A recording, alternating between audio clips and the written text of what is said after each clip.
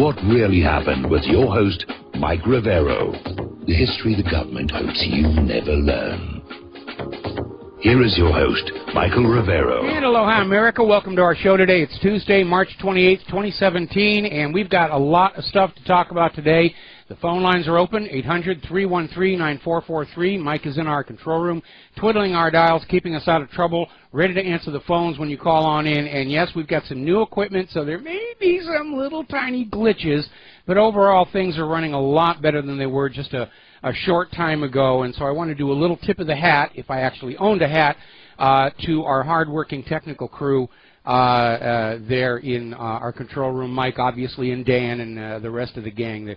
They're dealing with very antiquated equipment, and they've replaced it with not quite so antiquated equipment, and just trying to stay on the air any way that we can. All righty, getting into the news here, Obamagate is beginning to definitely show signs. It is going into an ugly, ugly scandal. Devin Nunes has confirmed that the Obama administration used intelligence information gathered on Donald Trump and his people for political opposition. And this is coming out of Bloomberg, and basically saying that all of this intelligence information, which was being sheet-dipped as an investigation into Russia, was going to the White House, and from there it was finding its way to whoever was opposed to Donald Trump, which appears to be pretty much the entire government right now. And because of that, now all of a sudden there's a huge outcry in the Congress. Devin Nunes should recuse himself from the Russia probe because he doesn't believe, as we do, that Donald Trump and Russia are in cahoots together. We only want somebody who has already convicted Donald Trump in his mind to be in charge of all these investigations. And there really is a panic going on out there. Chuck Schumer is out there demanding that Nunes step down. And, of course, Nunes says, I'm not going anywhere. And the big stink they're making is that Nunes met a source over at the White House. Oh, my goodness, the head of an investigation can't talk to the office of the president. Oh, that's horrible. No, actually what's going on is very simple. Nunes needed to review some documents that are only available on the executive branch's intranet. And just like other aspects of the government, there are private computer networks that are not available to the general internet. So the only way he could look at the documents, he had to go over to the White House and use one of their computers on their network to review the documents. That's it. That's what happened. And they're trying to turn this into the, oh my goodness, he's a traitor to the cause, which I'm sure from the point of view of Hillary's supporters is absolutely true, because anybody who is not pushing to remove Trump and install Empress Hillary I obviously is a traitor to the cause here. And a lot of people are beginning to realize, like this article over at RINF.com, in any semblance of bipartisanship on these intelligence committees has evaporated. It's turning into just another faction fight along party lines, and now, instead of actually investigating, what they're trying to do is pick off the GOP leadership, or indeed any leadership of these committees, who might be inclined to actually look at the facts rather than go along with the propaganda scree that Donald Trump is the Moscow candidate. Insert ominous music here. Now, further embarrassing the situation, Evelyn Farkas is an Obama administration insider. She's the latest Democrat to roll over, and she told MSNBC, yes, they were spying on Donald Trump, and she was helping the Obama administration spy on Trump, and that Trump, and not the Russians, was the target of all this illegal surveillance. The idea of we're investigating Russia, that was a cover story to try and make it seem quasi-legal and justifiable. And she's out there. This is an Obama insider saying, no, they had nothing to do with Russia. It was all about bugging Trump. Now, at this point, they've pretty much confirmed that the Obama administration was spying on Donald Trump during the transition, trying to get information on how to get people to prepare to push back against Donald Trump following the inauguration. The open question is how much spying was going on before the election to try and damage Donald Trump, help Hillary Clinton. That needs to be looked at. Now, as you know, the director of the FBI, James Comey, and the director of the National Security Agency, or as they like to call themselves, no such agency, Rogers, didn't show up today for their classified hearing. And this is absolutely insane. They have been called to testify in closed-door session where they're allowed to talk about classified information. They just didn't show up. They did not show up at all. Gee, I wonder if they have something to hide. They certainly act like it, don't they? They certainly act like there is something being hidden here. They're almost as totally wacko paranoid as the Israelis are about the history of World War II. Don't look at the facts, don't ask questions, don't analyze, don't think, just believe as we tell you to believe, and all will be well. Now, Chaffetz is out there saying that their investigation into Hillary Clinton's private email server is being hindered by the State Department. So we can see, without even knowing what the big, ugly secret is, we know there's a big, ugly secret in there. Everybody is linking arms and joining forces, trying to basically keep the curtain drawn before you, the American people, because you're not supposed to know what the government is doing with your votes and with your money. Your job is just to sit there and work and give us wealth and breed new workers and soldiers and otherwise sit down and shut up, because that's the United States of fascist America today. We're going to do a shout out now to our on-air affiliates just now rejoining the network. Now, Donald Trump has posed a very reasonable question. Why aren't these intelligence committees probing the Clintons? Because there's a lot more evidence of wrongdoing regarding the Clintons than there is about Donald Trump. And there's very clearly a bias going on here. What about the Hillary Clinton deal that allowed big uranium to go to Russia? Bill Clinton's money for Russian speeches, money to the Bill and Hillary Russian reset, Podesta's Russian company. There's a lot of stuff out there. Huge money went into the Clinton Foundation, in particular connected to the Uranium One deal. $5 million to Podesta's brother. No investigation there. Now, John Podesta, former head of Hillary Clinton's campaign, is facing prison because he broke federal law by concealing the fact that he owned tens of thousands of shares in a Russian bank. It was supposed to be on his financial disclosure forms. He did not disclose. He's hiding his own Russian connections. The Intelligence Committee ought to be looking at that. Now, John Podesta's brother, Tony, made $500,000 lobbying for a Chinese firm convicted of illegal arms sales to Iran. Why aren't they investigating that? The Podesta Group is up to their neck in all of this stuff. And Tony Podesta failed to register as a foreign agent when he represented a bank with ties to Russian spy agencies. That's where the dirt is, not Donald Trump, not Vladimir Putin. And the dirt is trying to protect itself. Don't look at us. Look at him. Hurt him. Don't go away from us here.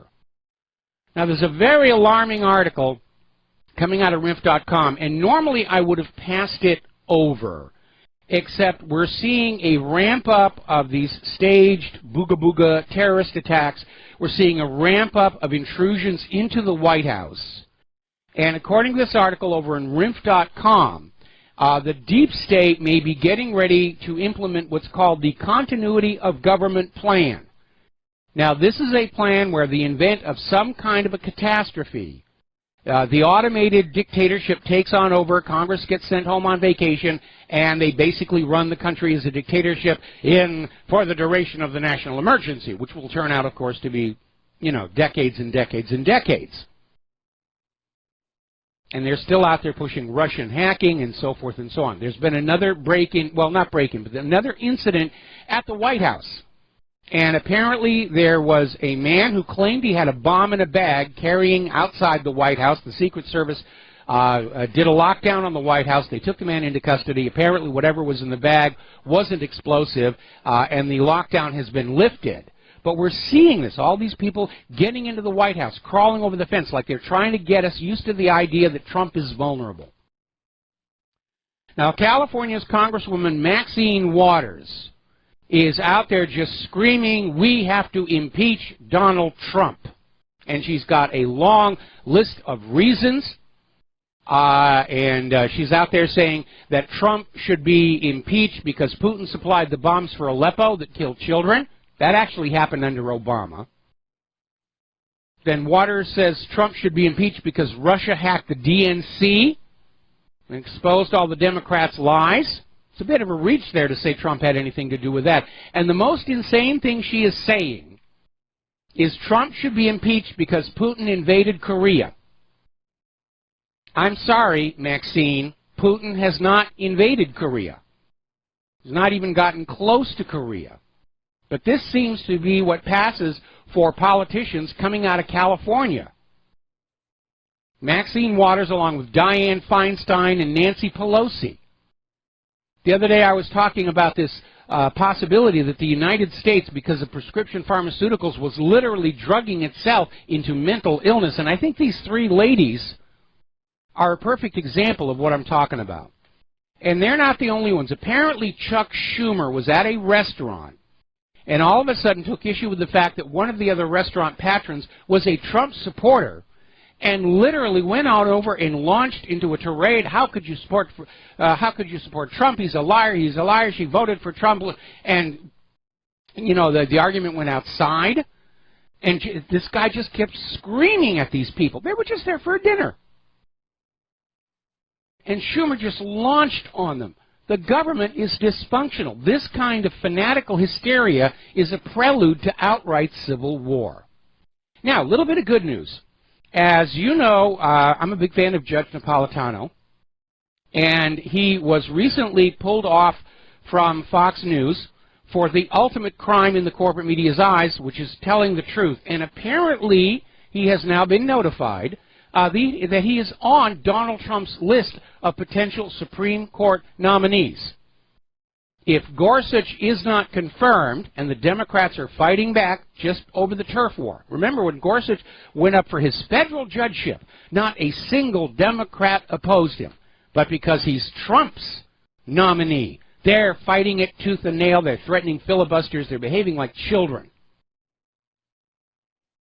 And if they succeed in blocking Gorsuch, they could wind up with Napolitano.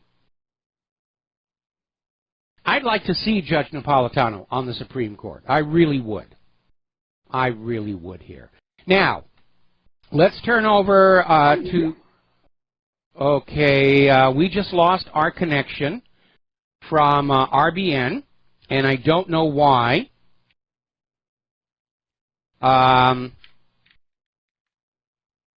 I don't know why we did. There we go. And we're back on the air, I assume, here. All right, so getting over to the war zones. Peace is returning to the streets of Aleppo finally. It may be one of the only quiet places left in Syria right now, but it's been pretty much devastated. People who had been to Aleppo before this U.S. attempt to oust Bashar al-Assad, remember, it was all olive groves, orange gardens, and just a beautiful, beautiful place. And now it's just been devastated. It looks like an aftermath of a war, as well it should. Meanwhile, up in the north of Syria, ISIS is counterattacking, trying to defend one of their last Syria strongholds. And we have Rex Tillerson is once more out there talking about the need to establish safe zones in Syria. And I expect that those safe zones are right along that edge where the U.S. wants to carve off a piece of Syria for the eventual Kurdistan. And at this point, given the cost to get here, it's hard to see what benefit a new Kurdistan is going to create other than to continue the policy of breaking up all the big nations in the Middle East into little nations that are easier to push around and bully. But they're back to this idea of safe zones. And little important point here, the United Nations is not talking about safe zones. Congress has not given Trump a declaration of war in Syria. And certainly Bashar al-Assad does not want the U.S. forces in there as well. This is an illegal war. This is naked aggression, and the U.S. is ramping things up again. They're sending hundreds of paratroopers into Mosul, down in Iraq, ramping up over there. And apparently Amnesty International is out there with an accusation that the hundreds of Mosul civilians, something like 200, killed in the last U.S. airstrike, were apparently told not to flee by authorities. They were told, stay there, get in this building, you'll be safe there. And apparently somebody messed up because that was the building the U.S. forces struck. Huge amounts of civilian deaths. And it's amazing to see the corporate media just crying all their crocodile tears for these people who were killed near Parliament, and then having absolutely no concern about the hundreds who are being killed in all these war zones. And we're not talking hundreds of soldiers, we're talking civilians. Men, women, and children who are not part of the armed forces of that nation. These are war crimes. And apparently Amnesty International is also saying there's an alarming pattern in the U.S.-led strikes in Iraq, where there appears to be a complete disregard for the possibility of civilian casualties. Over in Yemen, hundreds of thousands have risen up against the Saudi-U.S. invasion.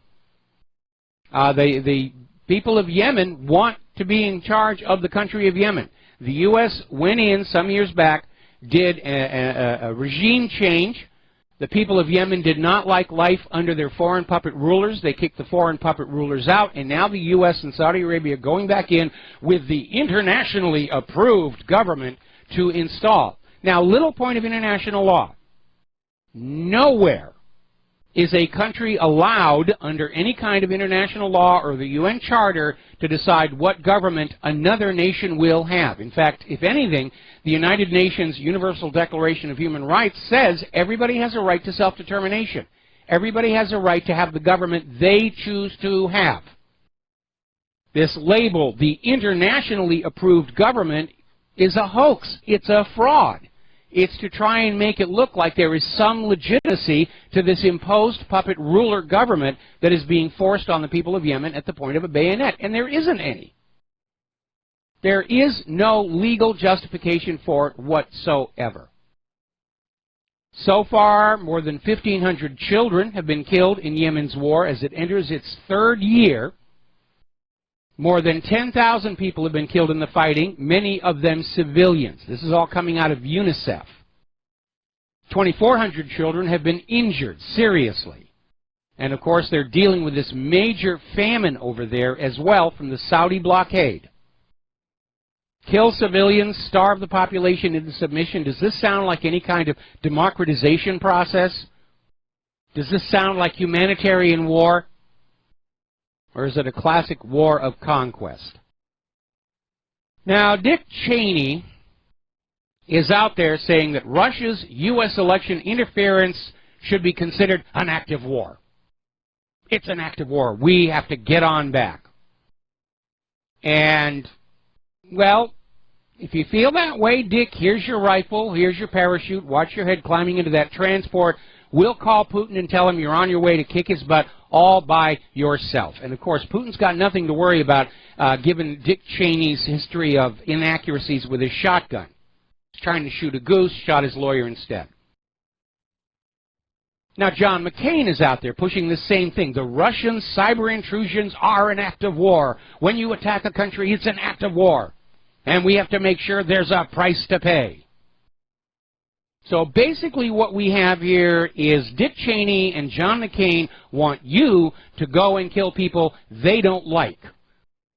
Isn't that what they locked up Charlie Manson for doing? Sending other people out to kill people he didn't like? We're going to take a phone call. No, actually we're going to take a commercial break, then we're going to take a phone call. And aloha, America. Welcome back to our show. We're going to take a phone call from Dustin in New Jersey. Aloha. Welcome to the show. What's on your mind? Hey, Mike. Yeah, on Dick Cheney and John McCain and the Clintons, the Bushes, it's all that oligarchy, man. You know, look at Chelsea Clinton. She got paid $26,000 for every minute for 58 minutes working on a project for NBC. Think about this. $26,000 for every minute for 58 minutes. And like, I want all Americans to see how much they get paid every minute. Well, this is just a legal way of bribing a candidate to curry political favor. The same thing with book deals. Is you'll give somebody like a huge book deal with a huge advance, and the book doesn't really sell, and you wind up taking a loss. But it's a legal way of bribing people. And Mike, what's the difference between an oligarchy and a plutocracy? Is it close to be the same? It's pretty much the same. Both of them refer to systems where control and power are concentrated at the top.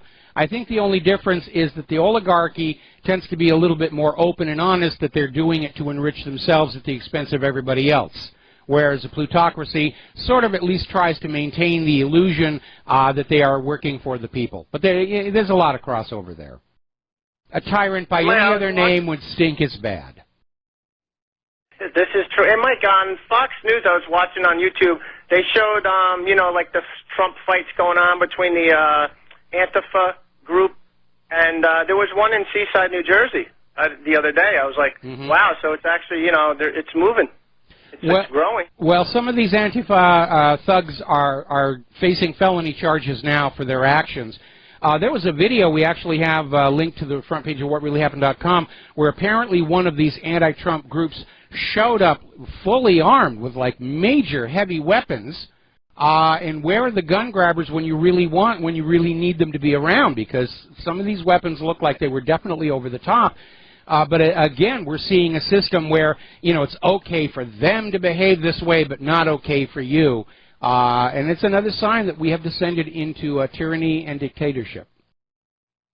Can this be the next shot heard around the world?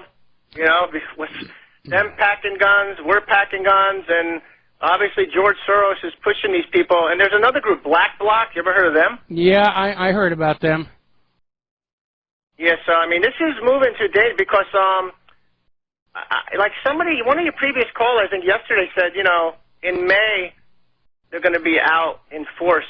You know, I really think they are because that's where they're moving. You're going to use these foot soldier, brown shirt people to cause a lot of problems. It almost feels like we're building towards something. It's not here yet, but just on a gut level, it just feels like they're pushing for some kind of a color revolution or a coup d'état or a civil war or something. And be careful what you wish for. I finally decided I was going to arm up, so I bought myself a new gun. It's not really very effective, but it does have lots of pretty colored lights all over it. Anyway, we're going to let you go, Dustin. Need to get back to the news here. And before we talk about Civil War or World War or any war indeed, there's a very hard historical reality we all need to keep in mind. When two nations or two groups decide to go into conflict with each other, both sides are convinced they will ultimately win because right is on their side, the gods favor them, whatever it's going to be. But as history has shown, half of those people are going to be wrong.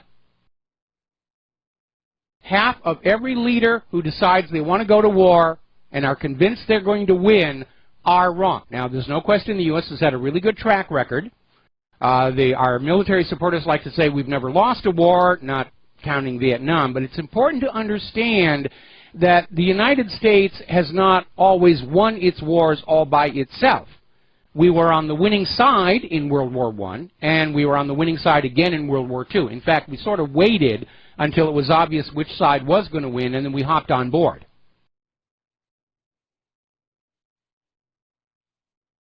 But there's a danger in overconfidence, and we're going to talk about that when we come back from this next break for our sponsors. Aloha, America. Welcome back to the show here. And we're talking about the dangers of overconfidence. And again, to recap, every leader who takes his nation to war tells his people victory is certain, and history has shown half of them are going to turn out wrong. Just keep that in mind as you hear all this talk about war with Russia, war with China, war with Yemen, war with Syria. If you look how poorly the U.S. is performing, it's stuck in these quagmires in Iraq and Afghanistan.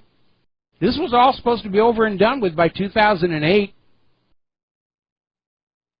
So you have to be careful about being overconfident. And so there's this article over at Zero Hedge which is reminding us all of the story of Civil War General John Sedgwick. Now, he was a Union general, and during the 1864 Battle of Spotsylvania in Virginia, he was sitting on his horse on a ridgeline with his officers around him, observing distant Confederate troops, and one of his subordinates said, "Don't you think you should get under cover?" And Sedgwick said they couldn't hit an elephant at this distance, at which point he was shot in the face and died. Now, anybody who's a student of the Civil War knows this story because it is the perfect illustration of overconfidence and hubris. And yes, given that during the Civil War they were using round ball and smoothbore barrels, it was just a random lucky shot. But we need to keep that in mind because luck does come into it a great deal. During the war in the Pacific, during World War II, the U.S. won the Battle of Midway primarily through luck. The dive bombers literally stumbled over the Japanese carriers just when their decks were loaded with bombs. The deck was crowded, they couldn't launch or recover, and blew it up. Midway could have gone the other way. In fact, many years ago, I worked with a computer simulation of the Battle of Midway, and the Japanese kept winning that. It's not a given that we will win in these coming wars. In fact, I think we're probably going to lose because of the high cost and ill-suitability of our current generation of weapons. Now then, I was just coming back from commercial. I was looking on the TV. Apparently, along with calls for him to step down, Nunes is being challenged to reveal his sources for all this information about how Obama was spying on Donald Trump for political gain, and Nunes is saying, no, I need to keep my sources confidential. And, of course, the Democrats are going ballistic. Well, how are we supposed to know who to assassinate and dump in Fort Marcy Park if you won't tell us? All right, we're going to grab a phone call here. Errol in the Netherlands. Errol, aloha. Welcome back to the show. What's on your mind? Yes, hello. Aloha, Mike. You speak with Errol from the Netherlands. How are you? I'm doing fine. What is on your mind today? My mind is today, I listened to your radio show yesterday about vaccinations. And a very important thing I want you to notice, I can send you my own vaccination card that I had. My mother gave it to me. My mother is now 78 years old. And my mother gave it to me, she said, because you need to know this, because this is very important. It is the DKTP. It's a Detarifus, Kinkus, tetanus, and polio vaccine. Mm-hmm. And I got it, the first shot. It's registered. I can send you that. Well, you can. Okay, two things. First of all, we do the vaccine news in hour number 3, and I got a whole bunch to share with everybody. Second of all, when you and I were younger, the vaccine companies were still liable for civil action if they made a mistake. And so back when you and I got the few vaccinations we got, they were still being very careful that they were safe and effective and they weren't just dumping whatever they felt like into them. It's a very different story. All of the problems that we're seeing about vaccines in our current age are all a result of the indemnification of the vaccine industry against any kind of civil litigation. Now, some people are trying to break through that and establish a degree of recklessness that should void the indemnification, but it's a big political fight here, and it's all about the money. Anyway, listen, Errol, I'm going to let you go. If you want to call back in hour 3, go ahead, but I really want to stay sort of on topic here for this portion of the show here. Now, Russia is responding to all these allegations coming from U.S. war hawks that Russia could attack, Russia could do this, Russia could do that, by reminding everybody that right now at the moment, U.S. radars cover almost all the Russian territory. Russia is admitting they can't launch anything without the United States military knowing about it. And they're beginning to express a concern that these radars are so powerful, they actually pose a threat to non-military space flight in low Earth orbit, including the ISS. because these are very, very powerful radars. And a lot of the systems on satellites are just not built to resist being zorched by these beams. And they're urging a little bit of caution. Yes, have the radars, but just be aware that they could be a danger. We've got the ISS up there. China's getting ready to launch a manned space station. And there's all kinds of stuff in low Earth orbit that serves a benign purpose. Communication satellites, weather satellites, research satellites. And they're all at risk if they have one of these high-powered radar beams dwell on them long enough. It's going to cook the interior. Now then, as you know, Israel carried out an airstrike on Syria. Syria fought back. I'm sure Netanyahu was saying, what, they can shoot back? Are they allowed to do that? Are they allowed to shoot back? When did that happen? It's rattled the entire Middle East. It's reminded everybody that Israel is an aggressor into its neighboring countries. And everybody's very concerned about the escalating war of words between Israel, Syria, and Russia, leading to the announcement by Syria that if Israel bombs Syrian territory again, Syria will attack Israel with Scud missiles. And that could be a flashpoint for a regional war. And if that should happen, please keep in mind who started it. Our corporate media will say it's all Assad's fault or it's all Putin's fault. It isn't. Now then, they're really ramping up the propaganda about North Korea. Now, Vincent Brooks, he's the commander of the United States forces in Korea, is telling the Australian Foreign Minister Julie Bishop that North Korea has developed a rocket that could hit Canberra in a nuclear strike. Booga booga, booga booga, be afraid, be afraid.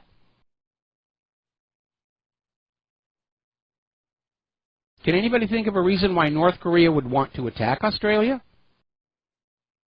Are they like allergic to koalas? So why is the important part? It's like when they said Assad is gassing his own people. Oh, it's horrible. Why would he do that? I don't know. That's what tells you it's a lie here. Now, North Korea has carried out another rocket engine test. And the U.S. is wagging its finger. This could be part of a program to develop a new ICBM. Could also be part of their non-military space program. North Korea is launching satellites. In fact, they want to sell that as a service to other countries. Actually, I think the U.S. is just annoyed at Korea because we can't build our own rocket engines anymore. We have to buy them from Russia.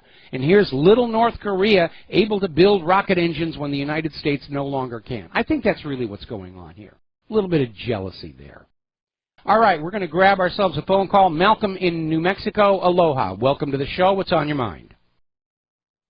Aloha, Mike. Welcome from the land of enchantment. I have a question for you. I figure you could probably answer this because this was just something on my mind way back when I was living in Austin. I worked with someone who went to Israel. He was a Jew, and he went with a team of American people who were also Jewish. And they went around Israel, and they had somebody with Israeli IDF that toured with them for their safety and so forth. Mm-hmm. And every now and then he held something up in the air, and it was like a flashlight. It was during the day, and this friend of mine, he asked somebody, what was that all about?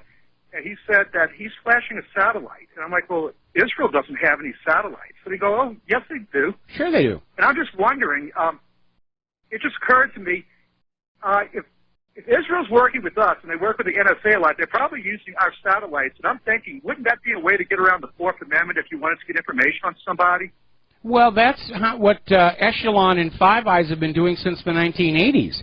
Each of the member countries of the Echelon program, they spy on the citizens of the other guys' countries, then they trade the data so that they can say, we're in compliance with the law. We're not spying on our own citizens.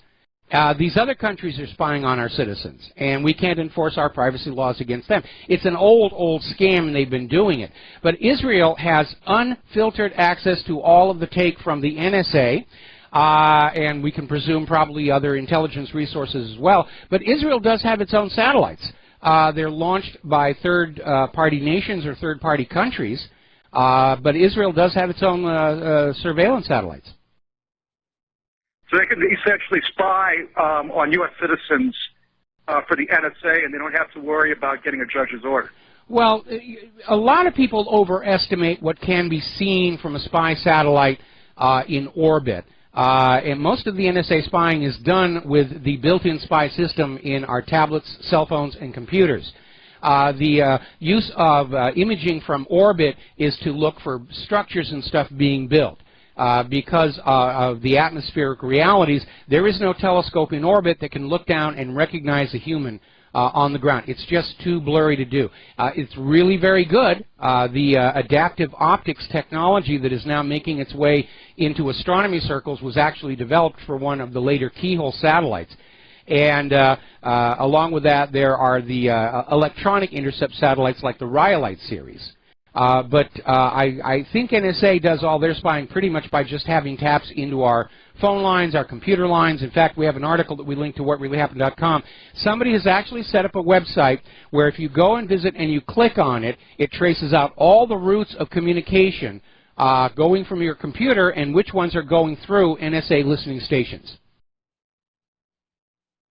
But still, I mean, technically, you still have to get a judge's order if you want to listen to somebody.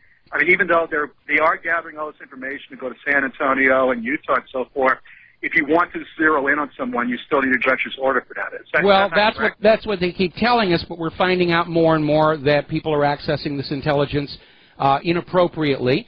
The FISA court hardly ever refuses a request for a warrant. One notable recent exception being the warrant for Donald Trump. They turned that one down flat.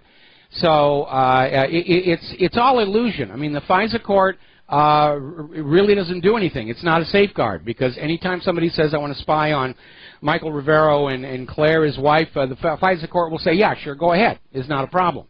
So they're trying to make it look like there's some kind of legal limits or restrictions or controls, but in point of fact, there aren't. These are scary times we live in. Anyway, thanks a lot, Mike. I'll let you go. Thank you. All right, thank you very much. We're going to switch over to George in Texas, and then we're going to close the phone lines for a little while because I got a bunch of stuff to get to. George, what's on your mind? Howdy, Mike. You know, hearing about the deep state, it's ingrained in all the bureaucracies, and they're pretty much ignoring what Donald Trump wants done in his political appointments at the cabinet level.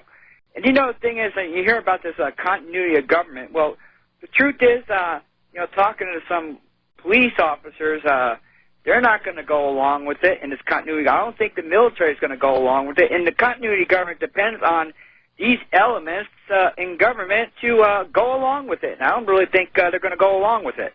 Well, I said back before when it looked like Soros was trying to kick up a color revolution in this country, I said the part that he's missing is that for a color revolution to be successful, the general population must believe that the revolutionaries are organic from among their own people, and that they have a legitimate grievance, and that things will be better following the color revolution. It's never happened, by the way. Following all these color revolutions, everything gets worse for the targeted country, because it's not really a revolution, it's a coup d'etat and the installation of puppet rulers. So here in this country, nobody's buying into the color revolution, the Black Lives Matter, the Antifa, or anything. In fact, the more and more they behave like brown shirts, the more and more ordinary Americans are saying, these people are a problem, they are not a solution. And if they continue to push along this direction, I'm in agreement. They could trigger an outright civil war, and nobody's going to come out victorious from that. Well, and also, too, I would recommend President Trump don't be in Washington early May, and plus, Congress, please adjourn for that first week in May. You know, because I heard they're going to be bringing in people to try to recreate the 1917 Bolshevik Revolution on May Day. Well, maybe. We'll see how far they get, but I'll tell you right now, Donald Trump has got to stop being defensive. He's got to stop thinking that he can run the White House as a business. He's got to show some leadership. He's got to break out. He's got to go on the offense. And he's got to regain the initiative, or they are going to succeed in getting him out of office. That's very clearly what they want to do. Well, thank you, Mike. I'll let you move on to the news. All right, thanks an awful lot. We're going to close the phone lines for a while. I'll announce when they're reopened again here. Let's talk about the economic news, because there's a major development out there where Russia and China are laying the groundwork for transactions within BRICS to be conducted in gold. No more ink and paper, no more fantasy money typed into a computer. They're basing their new transnational economic system on a gold basis. And the Federal Reserve is not going to like that one little bit. But the Federal Reserve has a more pressing problem. Do you remember back when Ron Paul created a bill to mandate a full and complete audit of the Federal Reserve? It just passed the House panel and is going to go to the floor of the Congress, and the Federal Reserve is absolutely screaming about it. The last time it looked like this bill could actually come up for a vote, the Federal Reserve literally threatened to crash the economy if anybody tried to audit their books and find out just how much they have made off the backs of the American people for the last 100 years. That's a number they do not want you to know. They're absolutely terrified when you find out how much these private central bankers have made from the enslavement of the American people through this public currency created out of thin air and loaned into circulation at interest. The American people would be furious, and they should be furious.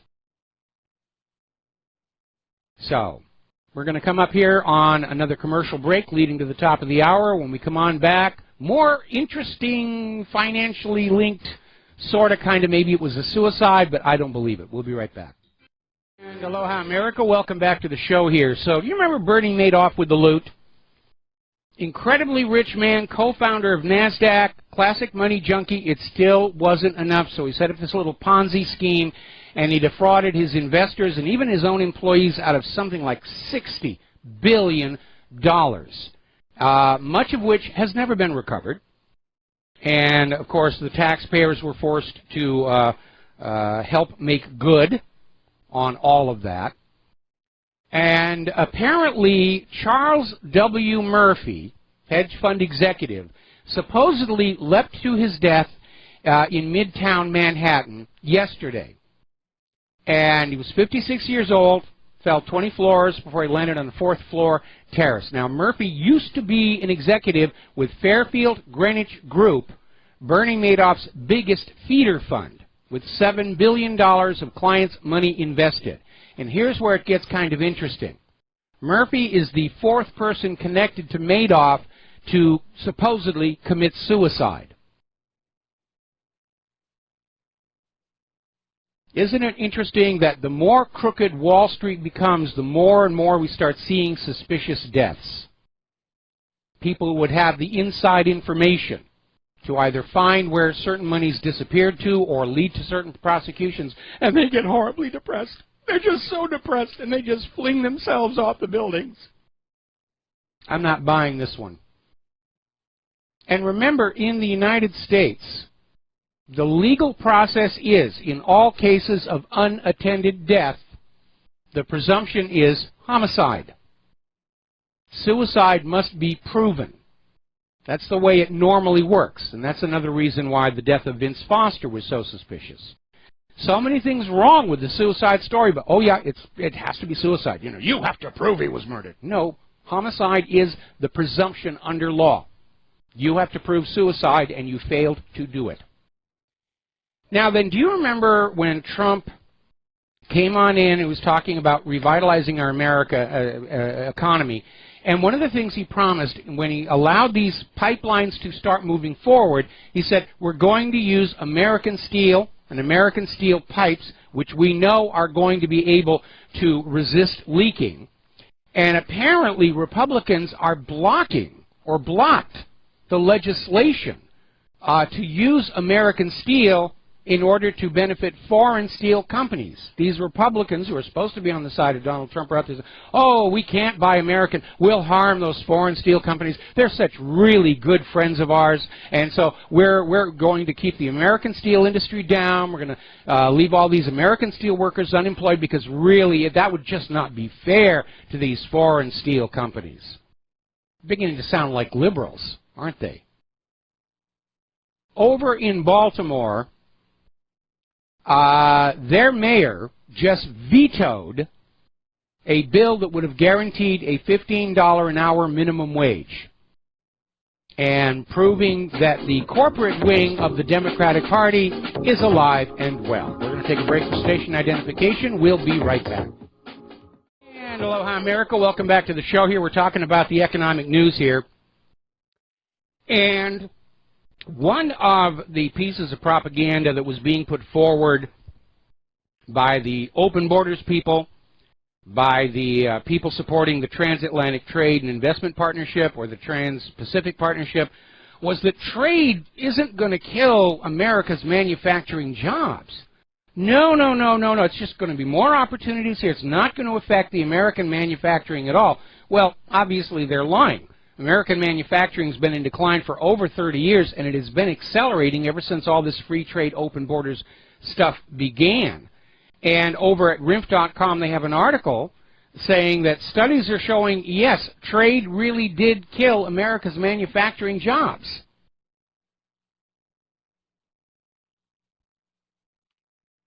And if the American people do not have jobs, if they are not able to trade their labor for decent wages and salaries, then they are not going to go into the shopping malls and buy new microwave ovens. They are not going to go into the dealerships and buy new cars. They are not going to buy new homes. They simply can't. And that's why our economy is shutting down. That's why we're looking at the retail Mageddon, 3,500 stores getting ready to close. And why our economic planners do not see that is absolutely stunning. Now, as you know, the Ryan Care failed primarily through obstructionists in Congress who voted against it, not because it was just Obamacare light, which it was, but again, more of the turf war, the same thing they were doing with Gorsuch. They're making all their decisions based on gotchas against each other, Republican versus Democrat, Democrat versus Republican. That's not a decent way to run a country. It's not a practical way to run a country. It's not a prudent, wise way to run a country. It is the ideal course to create chaos. And now, of course, everybody is talking about a possible government shutdown on April 29th.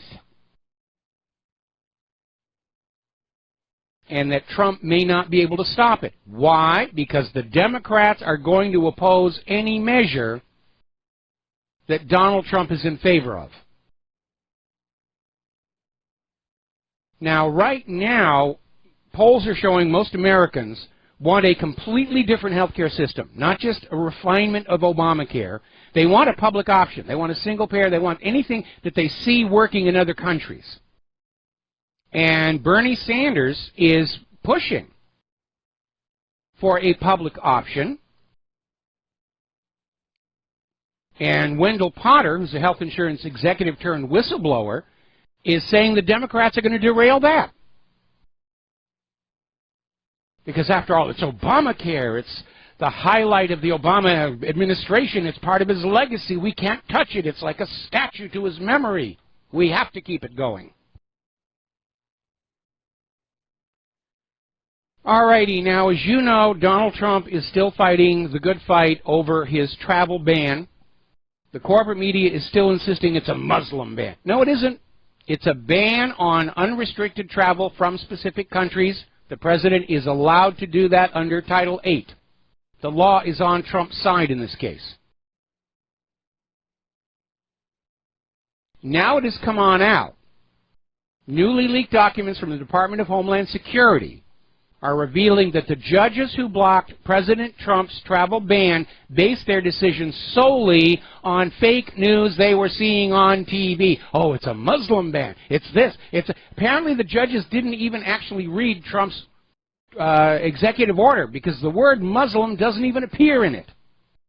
And if you are coming to the United States from one of the countries on that list, it doesn't matter if you're Muslim, Jewish, Christian, atheist, Pastafarian, Scientologist, it doesn't matter. You will have the same degree of difficulty getting vetted to be allowed into this country.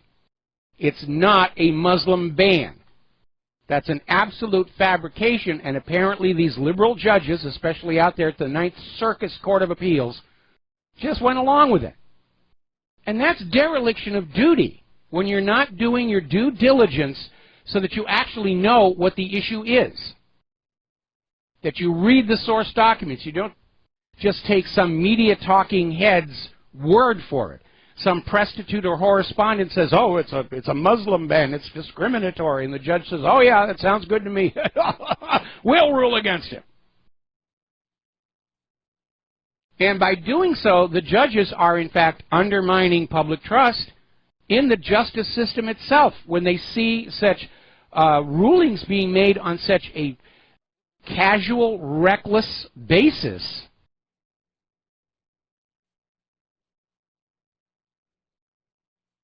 Anyway.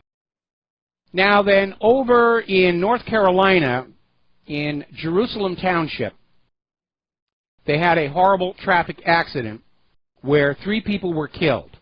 And as it turns out, the driver, Alejandro Ramirez Jaramillo,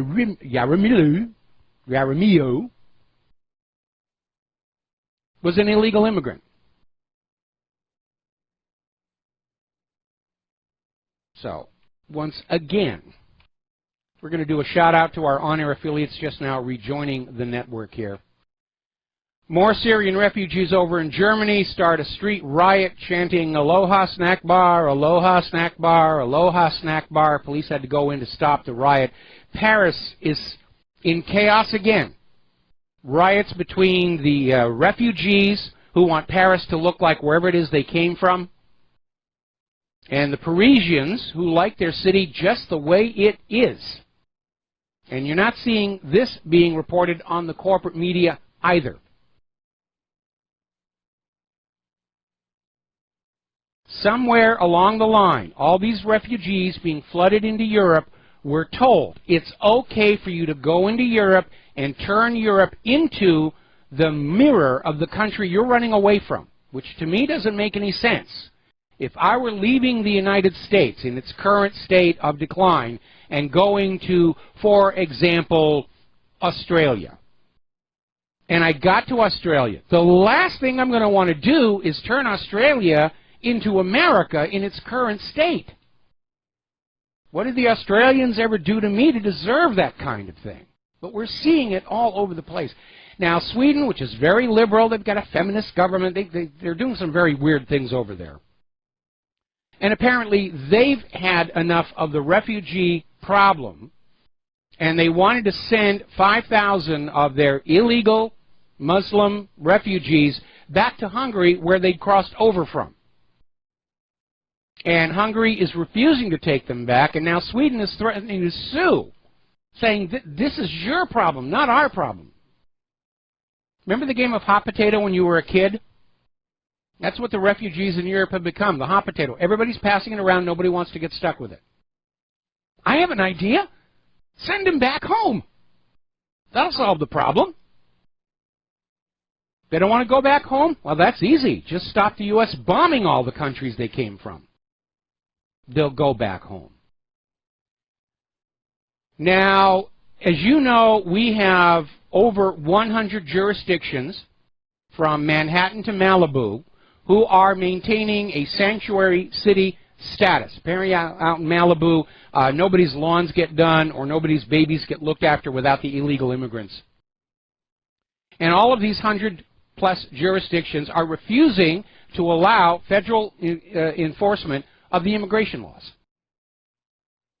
And one of the big problems is that these illegal immigrants will be arrested for committing crimes, and immigration will say, we're going to come on over and pick them up, and they'll be released before federal law enforcement can grab them for deportation. Now, these governments are all labeling themselves sanctuary cities, but as this article over in Breitbart correctly points out, they should be called secessionist cities. They're defying federal law, Title VIII. Because liberals are above the law. We know what's best for everybody else, therefore we're going to do this. Now, over in Massachusetts, finally a little bit of common sense. Bristol County Sheriff Thomas Hodgson was testifying before the House Subcommittee on Illegal Immigration, saying that the leaders of these sanctuary cities ought to be arrested right now. They're in direct violation of Title 8 of the U.S. Code. Federal arrest warrant should be issued for all these elected officials. There's no sovereign immunity for a governor or a mayor. And he also took aim at Massachusetts Representative Michelle Dubois, who apparently was out warning illegal immigrants in Massachusetts in a Facebook post of coming ICE raids. ICE is going to be raiding, so she literally issued a warning to the illegal immigrants: if you are undocumented, don't go out on the street. If there's a knock on the door of your house and you don't know who it is, don't open the door. That's giving aid to the illegal immigrants, harboring and encouraging them to be illegal immigrants. That's a Title 8 violation. She could go to jail for 5 years for every count. And if she's encouraging the illegal immigrants and protecting them on the belief that they're going to vote for her, then that's personal profit. That ramps up the penalty to 10 years per count. Remember the story we had yesterday where Democrats are giving out gift baskets to illegal immigrants in which is already a voter registration form. Illegal immigrants are not allowed to register to vote. They're not allowed to vote. And the Democrats are saying, go ahead, fill it out, fill it out, fill it out. We need to take back the White House and the Congress, and we need you illegals to do it. Now, finally, a little bit of common sense. The state of Mississippi has become the first state to comprehensively ban sanctuary cities. This is being enforced from the state level.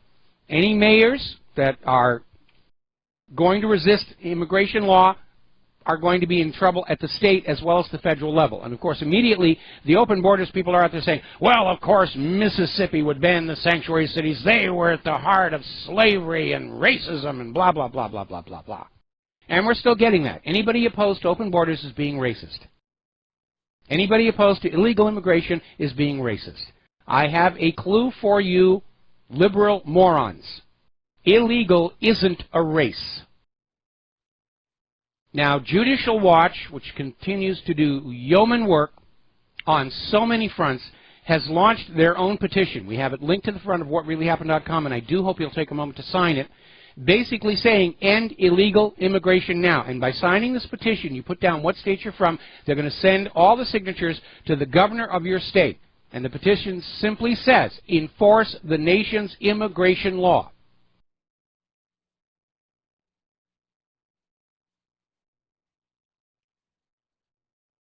And the globalists are very, very upset here. Now then, over in the European Union, as you know, just a few days ago, on the 25th, the leaders of the 27 EU member states signed a declaration to restart the European Union. We are pledging ourselves to the Union. We know there's been problems, but we pledge that things are going to get better.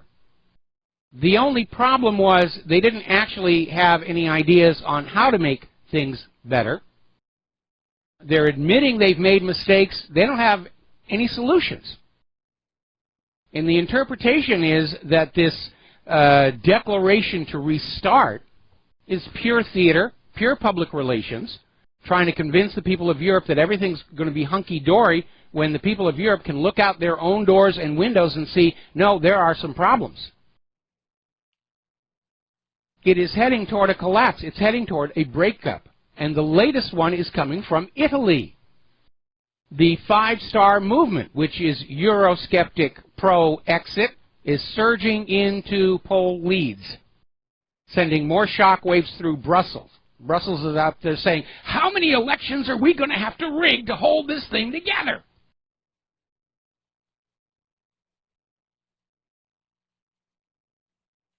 They're fighting a losing battle. People do not want a one-world government. I mean, look at the government of large nations like, well, the United States. How corrupt they've become. How abusive they've become. A global government would only be that much worse because there would be no alternative, would there? And that's a major reason why I am against a single global government. It will be the end of the evolution of human civilization. All governments want to preserve the status quo, what works for them. We're seeing our current government literally trying to drag us out of the 21st century back to the golden age of the Cold War of the 1950s and 1960s.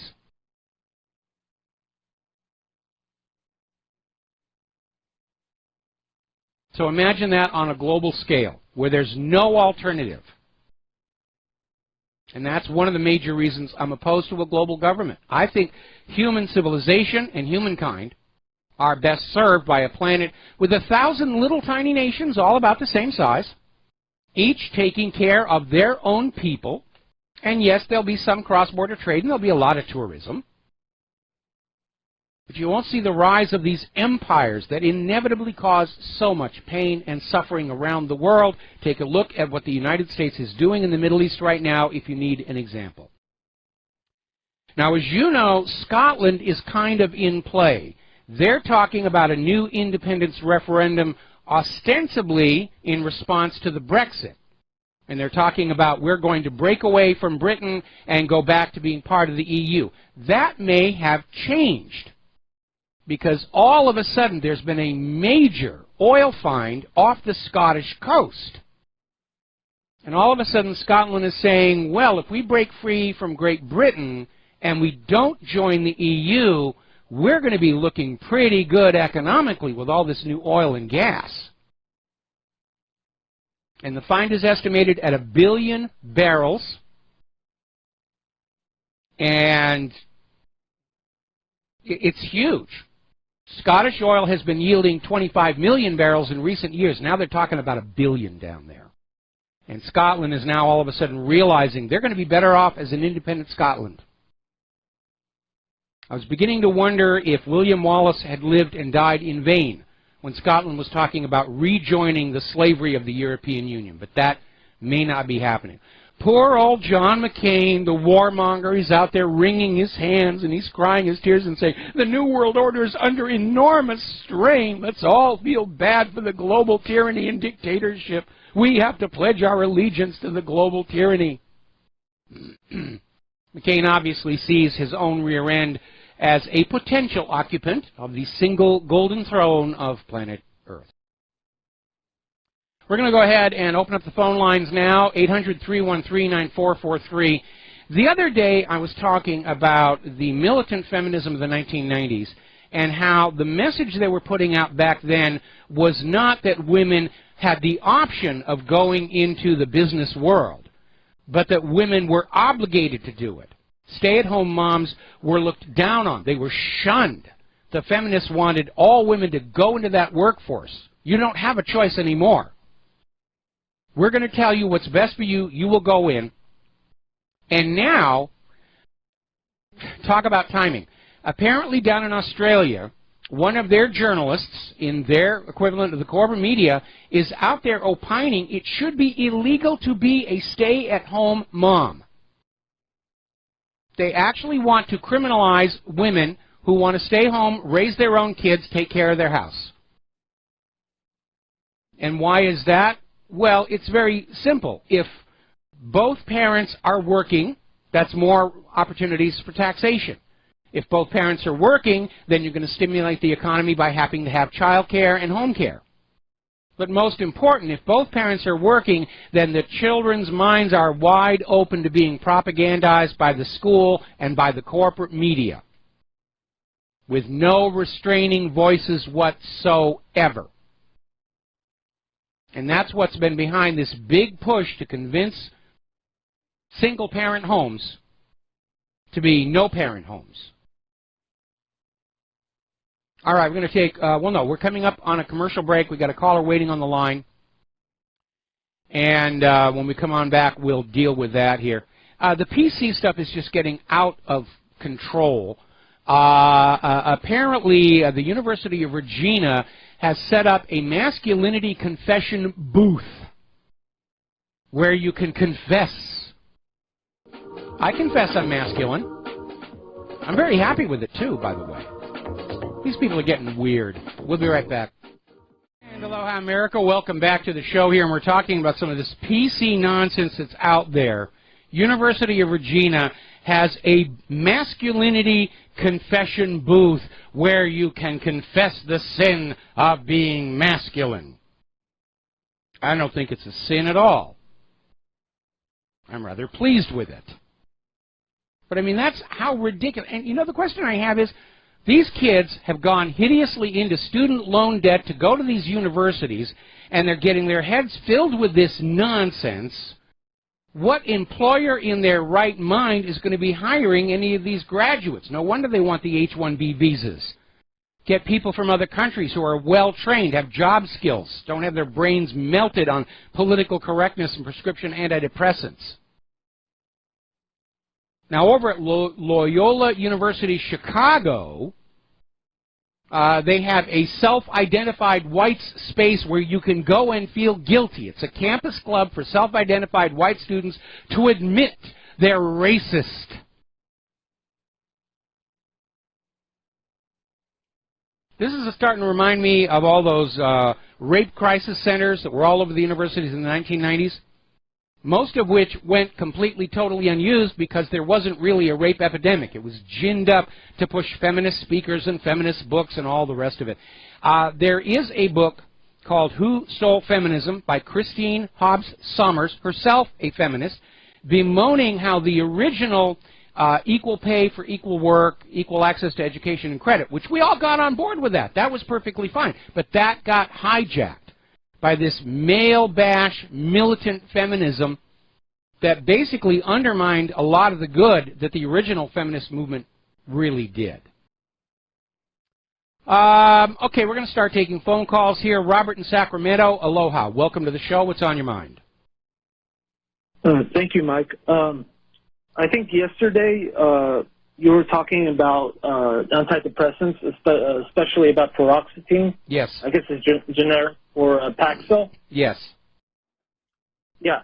I got started on Paxil. Background on that reason I got started on antidepressants, especially Paxil, because I was living in a very abusive household, and I was literally homeless, basically. Mm-hmm. So I had nowhere to go. And so, I finally my mom found some place, and I stayed there. And then I was telling her, I'm really, depressed. I'm angry because of all the, situation I was in. And she said, oh, okay, let's take you to the doctor. And I went to the doctor, and he prescribed me Paxil. And I was like under 18. I was like 17 years old. Now I'm 34. And the doctor put me on Paxil, which is paroxetine. You were talking about that yesterday. Yes. And suddenly I was taking that, and I basically flipped out. I wanted to kill myself, literally. Basically what I did was I took all of the medication I could find from the cupboards and, Paxil, some other stuff, and I just took that, and I wanted to commit suicide. I took all this medication, and I drank it all because it popped in my head, fuck this. Oh, I'm sorry. Yeah. I said, forget this. So I took all these medications, and they put me in the hospital. And I was constantly moving, and then, I barely graduated high school, and we moved on to another city. And what you're talking about paroxetine is very true. It's a very bad drug. And I think I sent you a couple of emails. I was talking about antidepressants, and I was hoping to try to get off of them, but there's no way. There's literally no way. I'm just stuck with them for life, basically. Well, I would disagree with that last part. It could be hard to get off of them, and you have to do it gradually. But it can be done. Certainly when I had my bad experience, fortunately I was only on the meds for about 5 weeks total. And so at the end of that 5 weeks when I had my bad experience, I was able to just throw them away and say, I am not touching these things again. The longer you are on, the harder it is to get off. But the sooner you get off, the better. Anyway, Robert, I'm glad you survived, and we're going to have to let you go and take a break for commercials. We'll be right back. And aloha, America. Welcome back to our show. We're going to take 2 more phone calls, then we're going to get back to the news for a while. Betty in North Carolina, aloha. Welcome to the show. What's on your mind? I am going to post a blog to the president and say that Judge Roy Moore of Georgia Supreme Court Justice has earned, as the Patrick Henry of our generation, the nomination for the federal Supreme Court position. Okay. What do you think of that? I don't know Judge Moore, so I really can't say. So you ought to go look him up. He is the Patrick Henry of our generation. Well, does he tend to be conservative or liberal? Conservative. Okay, because what we really need is a replacement for Judge That's Scalia. the kind he is. Well, That's okay, good. He is. Well, I'm amazed that he has not been nominated. It just astounds me. And thank you for taking my call. All right, you're welcome. We're going to switch over to Peter in Los Angeles. Aloha. Welcome to the show. What's on your mind? Hey, Mike. I would just want to consider something here, and that is maybe this. I don't believe this is the deep state that's happening right now. I believe this is just the state. This is the nature of the state as it is, as we just have not seen it before. It's just been hidden. It's been hidden from view, and now it's come out in the open. But it was apparent to me when Clapper and Comey did not show up to the Congress the other day that they're not beholden to Congress, to people. They're beholden to nobody. And maybe they haven't been for a long time, and maybe we can trace it back even further when they bugged their own oversight committee on the torture report, remember? Oh, yeah, they were breaking into the computers and deleting information. They were deleting evidence. Yeah. Very people that were supposed to overwatch them, and they were crapping on them. And it's apparent, really, that they run everything. With this total surveillance state, that those guys run everything. And honestly, it will take an infantry battalion surrounding the FBI headquarters and CIA and going in and arresting these guys, and that's what it's going to take. You know, right from the very beginning, I was telling Donald Trump, instead of draining the swamp, just drone the swamp, because it's going to be a lot cheaper and easier. Like, this is scary, man. It is. This is very scary. They're just thumbing their nose. Yeah, they are. But again, those of us who've been studying this for a very, very long time know that this has been a pattern going way, way back. I mean, the CIA operation running guns and drugs out of Arkansas, that was a rogue operation. The fact that the CIA was bringing opium back from Vietnam was a rogue operation. It was certainly not sanctioned by the U.S. civilian leadership. Even Harry Truman in his memoirs said that if he had known what the CIA was going to turn into, he never would have allowed its creation. Well, my contention is that these people have superseded a civilian leadership. They're above and beyond any control whatsoever. Well, that's how they see themselves. Yeah, that's how they see themselves. I mean, again, look what happened to John F. Kennedy. They are a danger to the nation, as we were taught the nation is supposed to be. It's a surveillance state, a covert police state, and it is a major problem. The good news is now everybody knows about it. Yeah, that's true. It's amazing to see also, Mike, how guys like Schumer and McCain and the papers and the networks, are shaking out, and who really controls them as well. Well, again, if the NSA and the CIA are able to just get into your personal information, nobody reaches that high in our society without having taken some shortcuts or let their ego get the better of them and done some things that probably they shouldn't have. And once the NSA and the CIA has that, they own you. They absolutely own you. They're able to blackmail you. Well, one more point, Mike, and that is also it's become quite apparent that with all the things that have been going on around the world and the funding sources, that George Soros is also controlled by these guys to a very large extent. I think there's probably more of a partnership than a control going on there, because Soros genuinely believes in this idea of a new world order global government. Well, he's definitely acting as their tool, and you don't act as their tool without their guiding hand.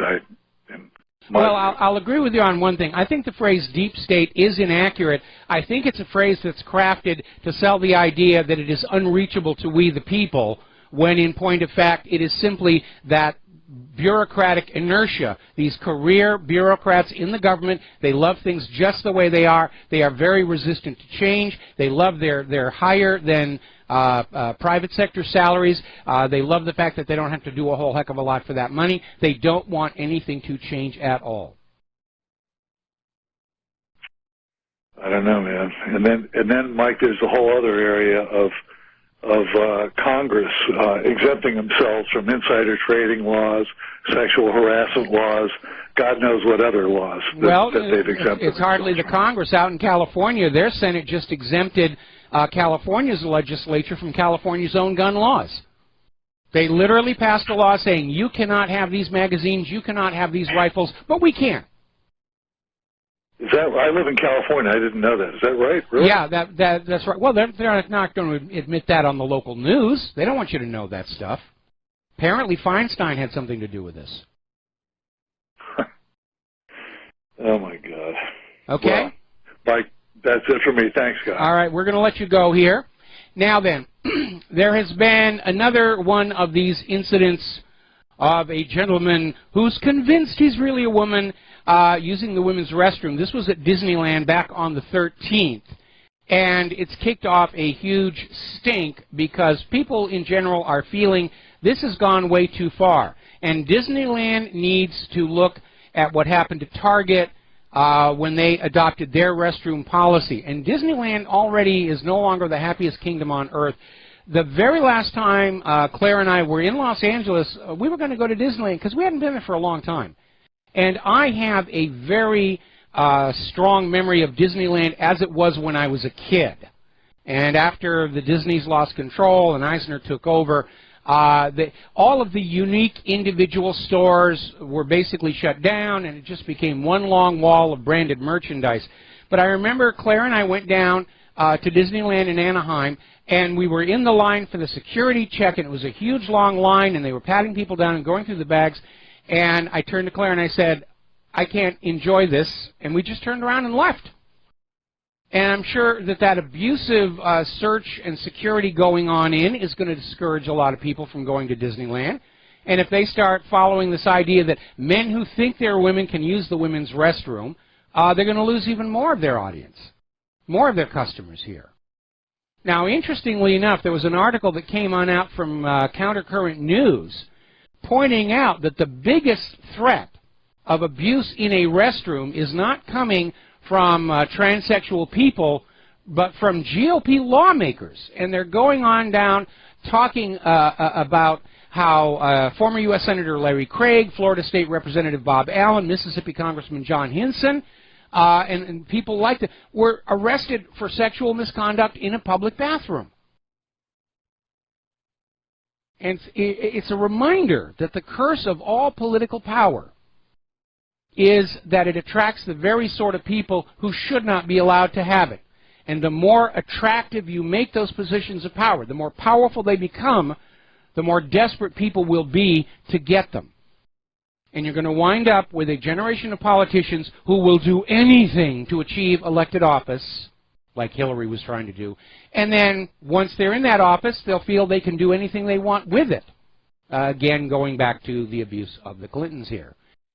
Now, apparently a Kentucky lawyer, Eric Cohn, who likes to call himself Mr. Social Security, has pled guilty to being part of a long-running fraud scheme against Social Security that racked up $550 million. $500 million. And he's looking at 12 years in prison. And the issue here is the more complicated you make the system, the more laws there are, the more you have areas in which these fraudsters can operate undetected for a long time. Of course, we have a problem in that all of our law enforcement agencies are keeping an eye on ordinary law-abiding citizens, and they're not really keeping watch on themselves. And again, a good example of that goes back to the Intelligence Committee's obsessing about Donald Trump and the Russians and ignoring the huge amount of factual evidence linking the Clintons to Russia. It is a dual standard system out there.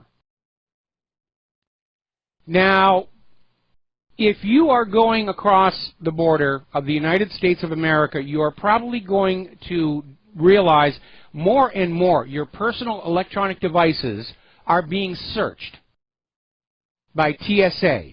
And because of this sudden surge the Knight First Amendment Institute at Columbia University has filed a Freedom of Information Act against the Department of Homeland Security, Immigration and Customs Enforcement, seeking statistical policy and assessment records regarding these searches. In other words, to put it simply, is there really a legitimate need, or is this just justifying the salary for whoever takes your electronic device and loots it for business secrets and naked pictures of your significant other? Of course, anybody these days who's doing a lot of traveling, you know you're not going to have anything on your cell phone anyway. Following TSA's dropping and ruining of a very expensive laptop up in Seattle, I have a little tiny netbook that I use when I travel. I don't use it any other time, and it's set up for mail and web browsing, and that's it. That's all that's on there. If they want to scan it, fine. Guess what? You're not going to find anything. It's a waste of everybody's time and money. So, now let's talk about the Apple iCloud hack, because a lot of people are getting very concerned. The deadline for Apple to pay the ransom, which actually isn't all that much, is April 7th. And a lot of people are sitting back and saying, well, I don't use the iCloud service. Here is the problem. Your iTunes account password is your iCloud password. And if these hackers have that, even if you're not using the iCloud, they can come on in, remotely change the password on your personal device, your iPad, your iPhone, so forth, loot it, shut it down, erase it. So basically between now and April 6th, change all your passwords on all your Apple devices. Do it now. I'll wait.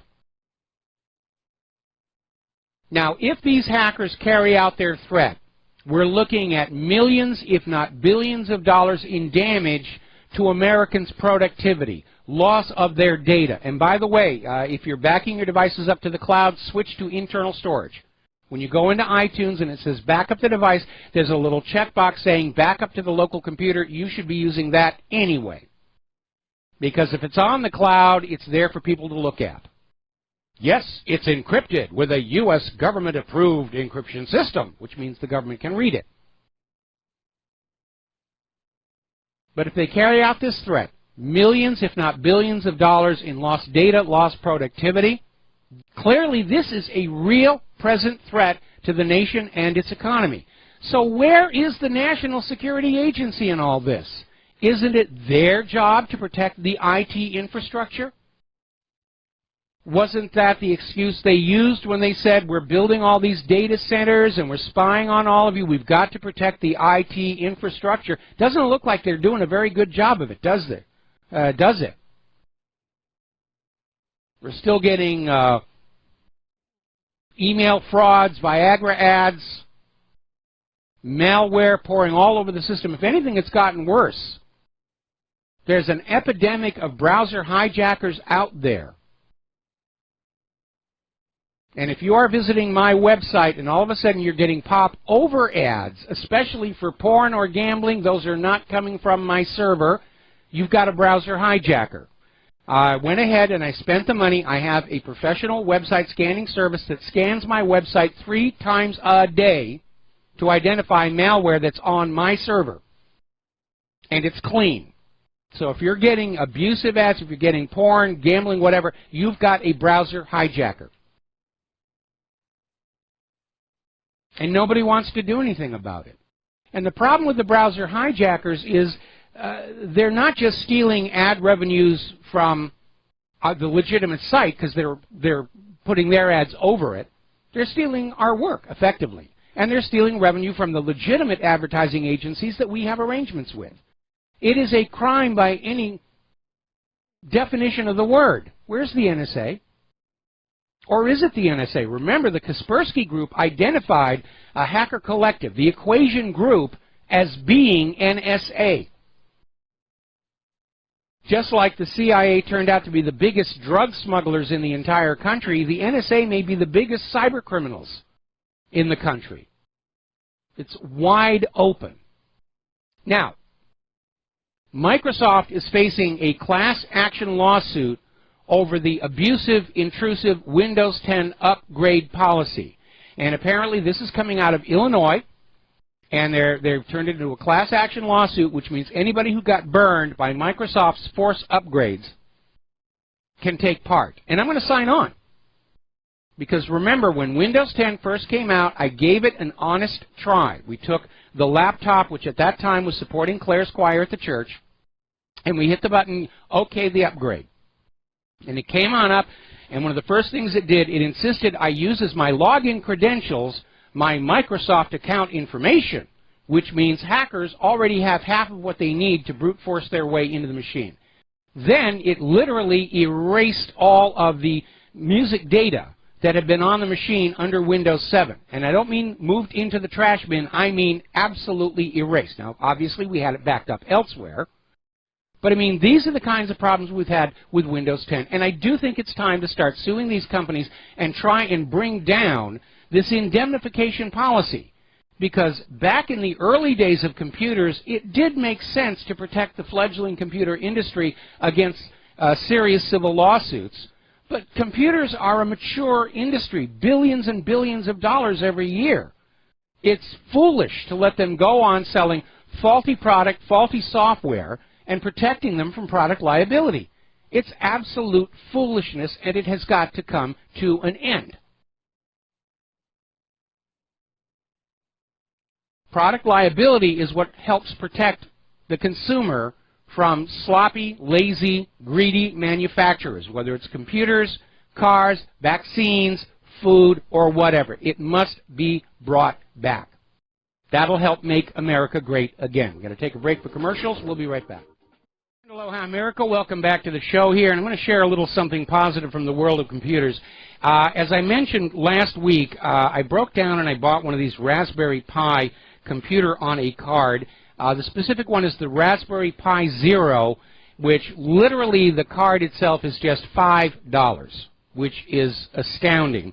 And the U.S. Post Office misdelivered it, but they apparently located where it went, and it was brought back to me, and I started playing with this thing. And I got to tell you, computers are fun again.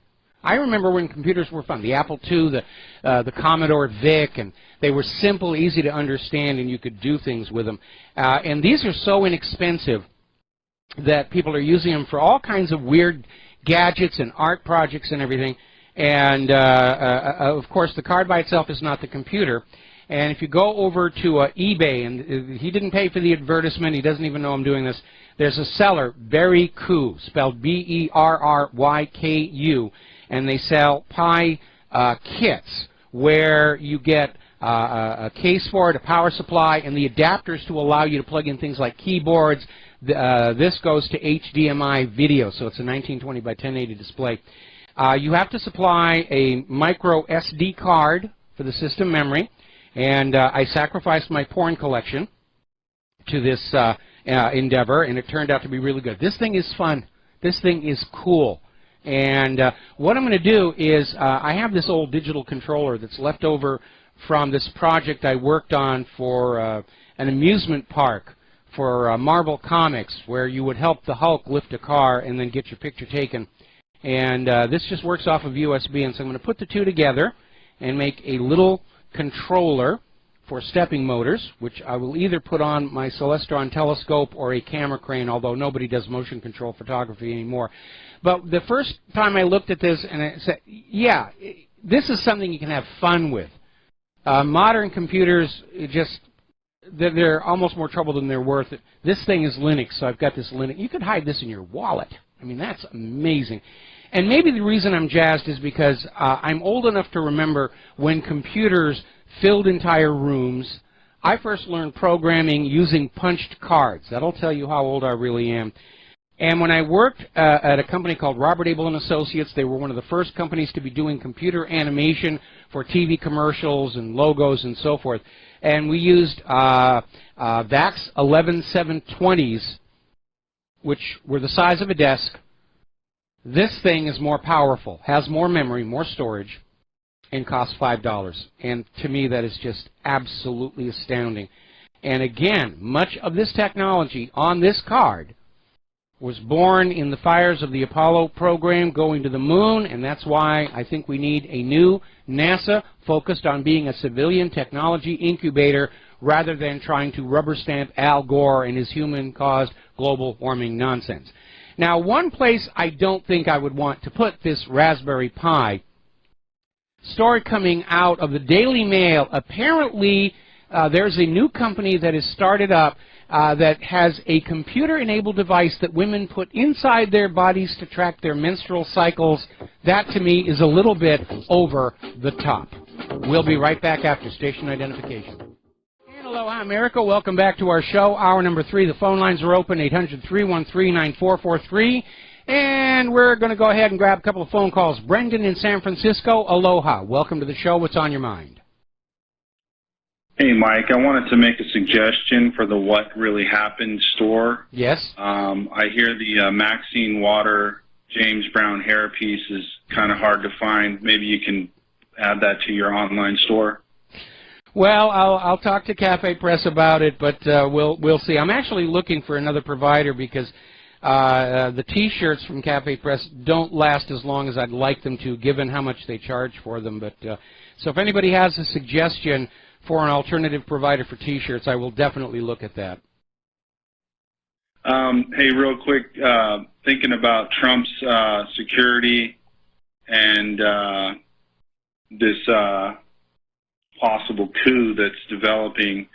I don't know if Trump's taking this threat seriously or not. I certainly am, and I know the country has proven they're willing to fight for Trump, and I thought he was willing to fight for us. I think it's time to start rounding up all these people that are calling for his overthrow, or at least call them to task. Michael Moore, Rosie O'Donnell, Elizabeth Warren, Maxine Waters. I mean, these people are literally calling for, the overthrow of a democratically elected president. As far as I know, that's against the law. It is, but it's more than that. They're basically calling for the overthrow of our entire government so that they can make way for this liberal paradise on the path to the New World Order. Right. Well, do you think Trump is taking this threat seriously? I think he is, but unfortunately, Trump is wholly defensive right now. He's dealing with all of this pushback from Congress, and they're keeping him so busy and off balance with all of this Russia allegation stuff. I think too much of his authority has already been delegated to underlings who have their own agenda, especially when it comes to the war zones. I don't know how much of what we're seeing is really originating with Donald Trump as opposed to being created for him by his flappers, to go back to Jonathan Swift and Gulliver's Travels. Right. Well, listen, these Trump supporters are out there in the streets trying to support him and taking a lot of physical and, even emotional blows. I just think we need to see something a little bit on our side. I'm still for locking Hillary Clinton up, or at least calling her in front of Congress to let's, air out some of her dirty laundry in a formal format and just go on offensive. The best defense is a good offense. If we're going to go down, if the Republic's going to fail, let's go down swinging. I'm tired of being on our heels, and I've done my due diligence. I'm trying to prepare and take care of my family and let my friends know what's going on. I'm taking this seriously, and I don't know if he quite gets what's at stake. Well, I'm sure he's aware of what's at stake. Certainly, I would like to see a lot of these criminals behind bars, especially the Clintons. But what's going on here, as I've said many times before, there are two categories of secrets in politics. There are the little secrets that are the fodder for political campaigns and warring against each other, like Anthony Weiner and his problem with sexting underage girls. Then there are the great secrets that are so horrific that they would delegitimize and discredit the entire government as a whole and bring it crashing down.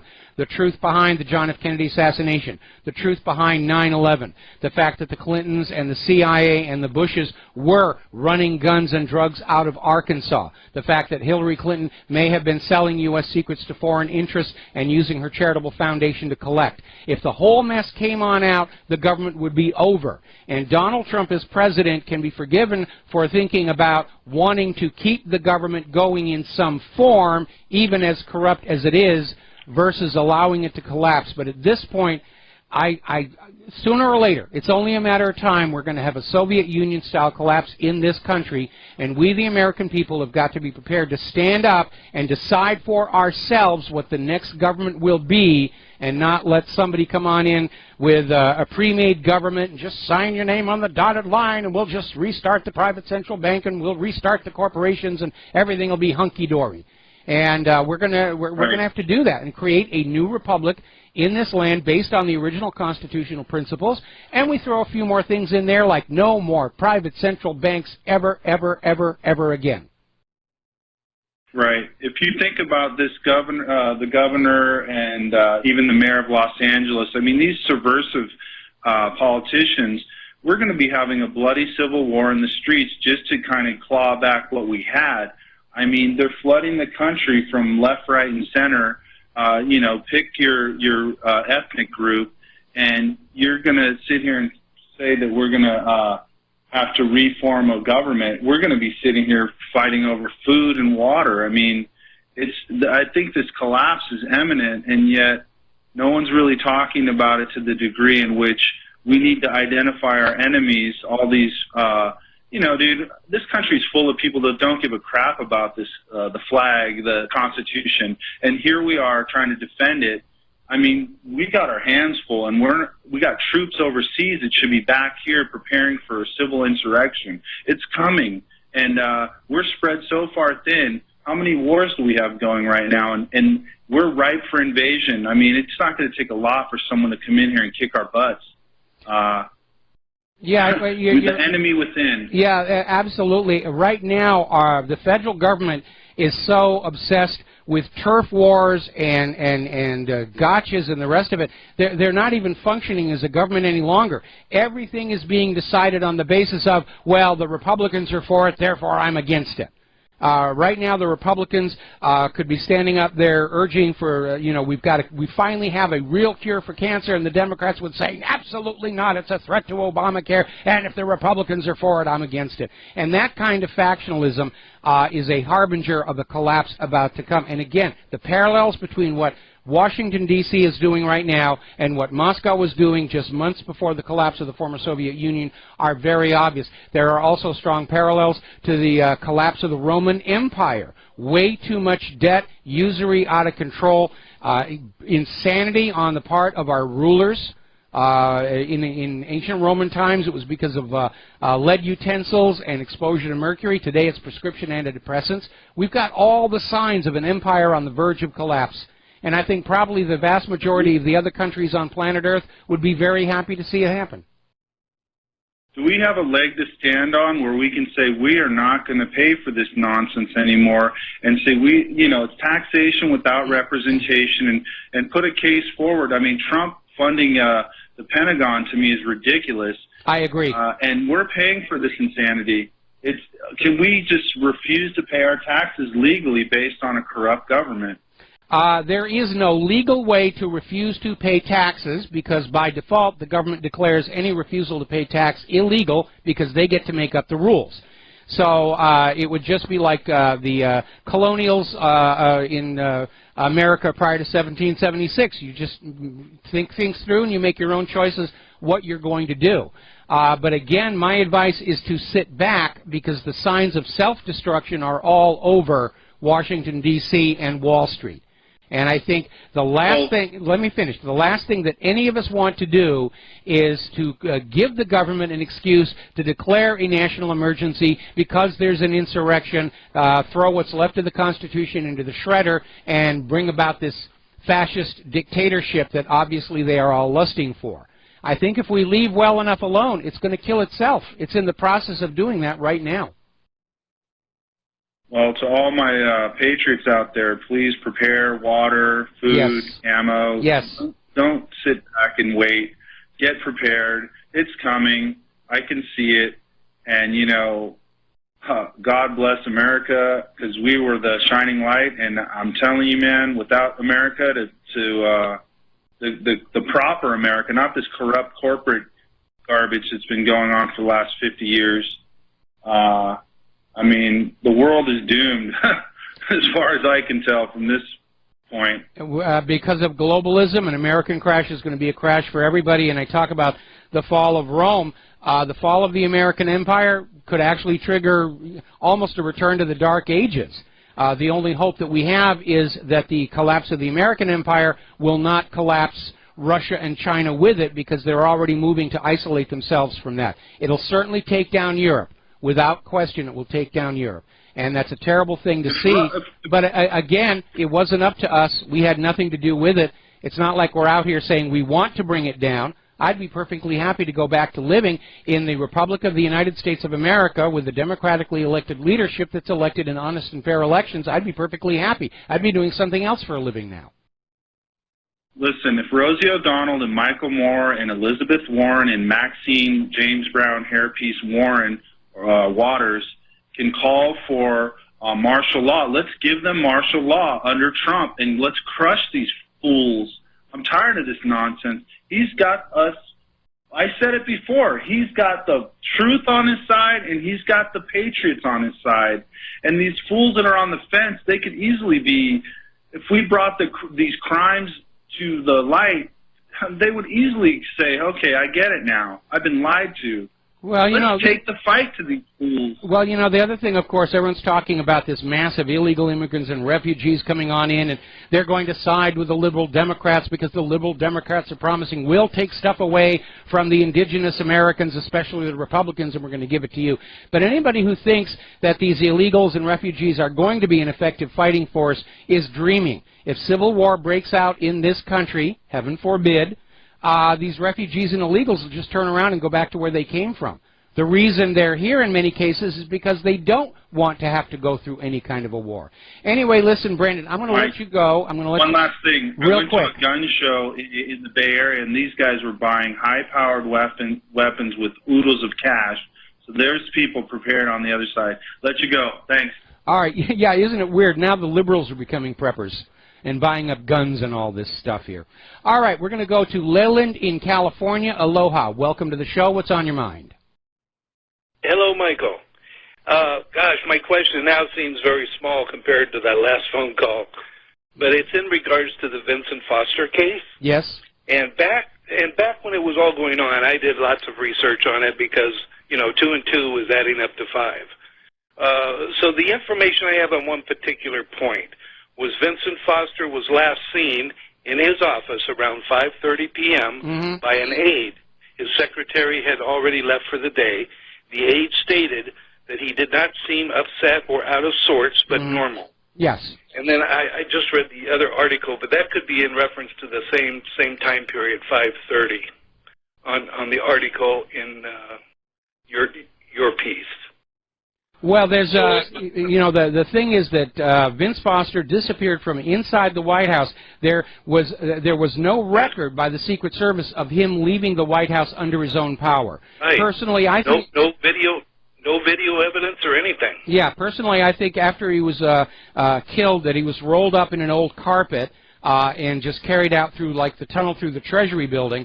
And the reason I think that is because the soil underneath Washington, D.C. is very micaceous, a lot of mica in there, and it was even in the report, the forensics report, that his clothing was covered with mica, which they tried to claim he'd gotten by brushing through the foliage in Fort Marcy Park, but there really wasn't enough there for that. But right. I think that's what happened. I think in the White House his neck was broken. Right. They took him to Fort Marcy Park and dumped him there, tried to fake a gunshot wound into his mouth, which resulted in a second wound on his neck, and it just sort of went downhill from there. Right. And another most interesting fact, at least from what I took down, was that his office was completely redecorated the very next day. Drapes, carpets, desk, everything, the very next day.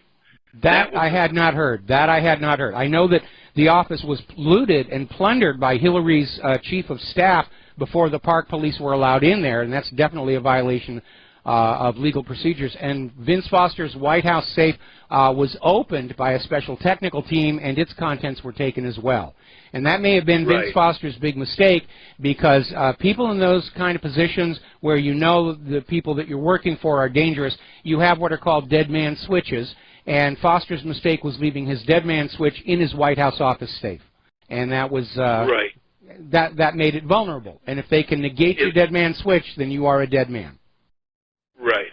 I felt so sorry for that security officer in the congressional hearing, because it was obvious he was telling the truth, because he was literally shaking. And he stated that Hillary and Foster's secretary did, in fact, remove boxes to the president's closet. And then she got up there and denied it. And then, of course, after the lunch break, her legal team came back and advised her, and she recanted her testimony and said, well, yeah, I guess we did. Yeah, it's a mess. Anyway, listen, Foster's a long time ago. It goes back to the beginning of my career, the end of my career in Hollywood and the beginning of my career as a truth activist, and that's 23 years now. Wow, how time flies when you're I know, that's too far having death threats. Okay, thanks. It's been good talking to you. All right, thanks an awful lot here. We're going to take 2 more phone calls, and then we're going to close the lines until I can get the rest of this news out of here. Bruce in Texas, what's on your mind? Hello, Michael. Hello, Bruce. Hey, well, if that was too long ago, maybe what I'm bringing up is way too long ago. Well, it depends. Tell me what you want. All righty. Have you ever considered what could have happened if the Germans would have defeated the Soviets back in Stalingrad, and what the world would have looked like? Well, yeah, if the Nazis had succeeded in taking Moscow, all of the resources that were on that Eastern Front would have been moved to the Western Front, and Germany may not have conquered the entire world, but they would still be in possession of a large part of Europe. Yeah. There would still be an Israel, though, wouldn't there, due to the transfer agreement? Wasn't that happening before the outbreak of World War II? Yeah, as a matter of fact, the Zionists and the Nazi government were working on a scheme to make Madagascar the independent nation for the Jews, but the hardcore Zionists said, no, it's got to be Palestine or nothing. Yeah, so they were actually moving to Palestine at the outbreak. It's just something, Europe would have been whole. It would have been under a different flag. It would have been split like it was after World War II. It wouldn't have been demolished either. It's just something I consider, and I don't think the subject really touched on, maybe because it's kind of ludicrous or, what if. It doesn't have anything to do with today, but okay. It's just, all righty. All right, well, Bruce, we're going to let you go. Thank you for the phone call. We're going to do a shout-out to our on-air affiliates who rejoined our network actually a long time ago, and I didn't get to the acknowledgement here. And we're going to take one more phone call, then we're going to close the lines for a little while because I got some news to get out there. Errol in the Netherlands, you're back to talk about vaccines again, I guess. No, I changed my subject. Ah, good for you. Yeah, and also good for you. I worked for Swift. Oh, okay. Yes, I was in the facility. I got all the clearance and everything. And I want to say one thing to you that's very interesting. I also find it funny because we had then, that time after 9/11, we had those CDs, the compact discs. Yes. There were robots, like compact discs. We had, first we had cassettes, that were always registering who made what deal or whatever, And there are only 3. There's one in Brussels, there's one in I think New York, and the other one, yes, there are only 3. So that's very interesting. I worked there. high clearance, and also very many programmers. So I want to just to say that to you. Okay. Because, well, we're going to have to let you go. interesting. We're going to have to let you go because we got to take a break for commercials. So thank you for the phone call. We're going to close the lines for a little while. We may reopen them before the end of the show, but I got some news I need to get to. We'll be right back. Hi, America. Welcome back to the show here. And the corporate media is, for the most part, obsessing over the sanctuary city question. Pay no attention to these wars over there. Pay no attention to the U.S. bombing all these civilians in Iraq and Syria. We need to talk about the illegal immigrants and their inherent right to be here. And they're basically on the attack against Donald Trump and the threat to pull federal funding from these cities that are refusing to allow the enforcement of federal immigration laws. And it's just out of control. Apparently there's been another ugly incident in London, down in the Tube, where a woman was just pushed in front of an oncoming train by one of these refugees, just for the heck of it. There's a problem. Now, common sense says every nation, every group of people have a right to secure their borders. Whether it's the wall around the fort, the wall around the town, the wall around the nation. To choose who does and does not come in to their country. That's just common sense. This idea that the world should be free of borders, that's a new construct from the globalists. It's imaginary, a world where there are no borders. There's always going to be borders. Look at the walls going up around the wealthy people. Gated communities, security. They believe in walls there. Everybody's criticizing Donald Trump's wall with Mexico. Not a word about Israel's wall with Palestine. Apparently some walls are okay and others are not. Funny little story here. Apparently last Sunday at midnight, a bunch of witches, Satanists, and occultists had a mass ritual in front of Trump Tower to cast a binding spell on President Donald Trump. I think they've been watching too many episodes of Sleepy Hollow. The short version, they got rained out. Storm came on over, rain came pouring down, end of the witches' coven. Of course, if they were sky-clad, then at least they don't have to worry about drying out their clothing. Getting on into the climate, Trump has now signed an executive order. It's called the Energy Independence Order that basically kills Obama's climate change initiatives to stop human-caused global warming, which was a joke to begin with. And they're talking about pulling off these limits on the use of coal.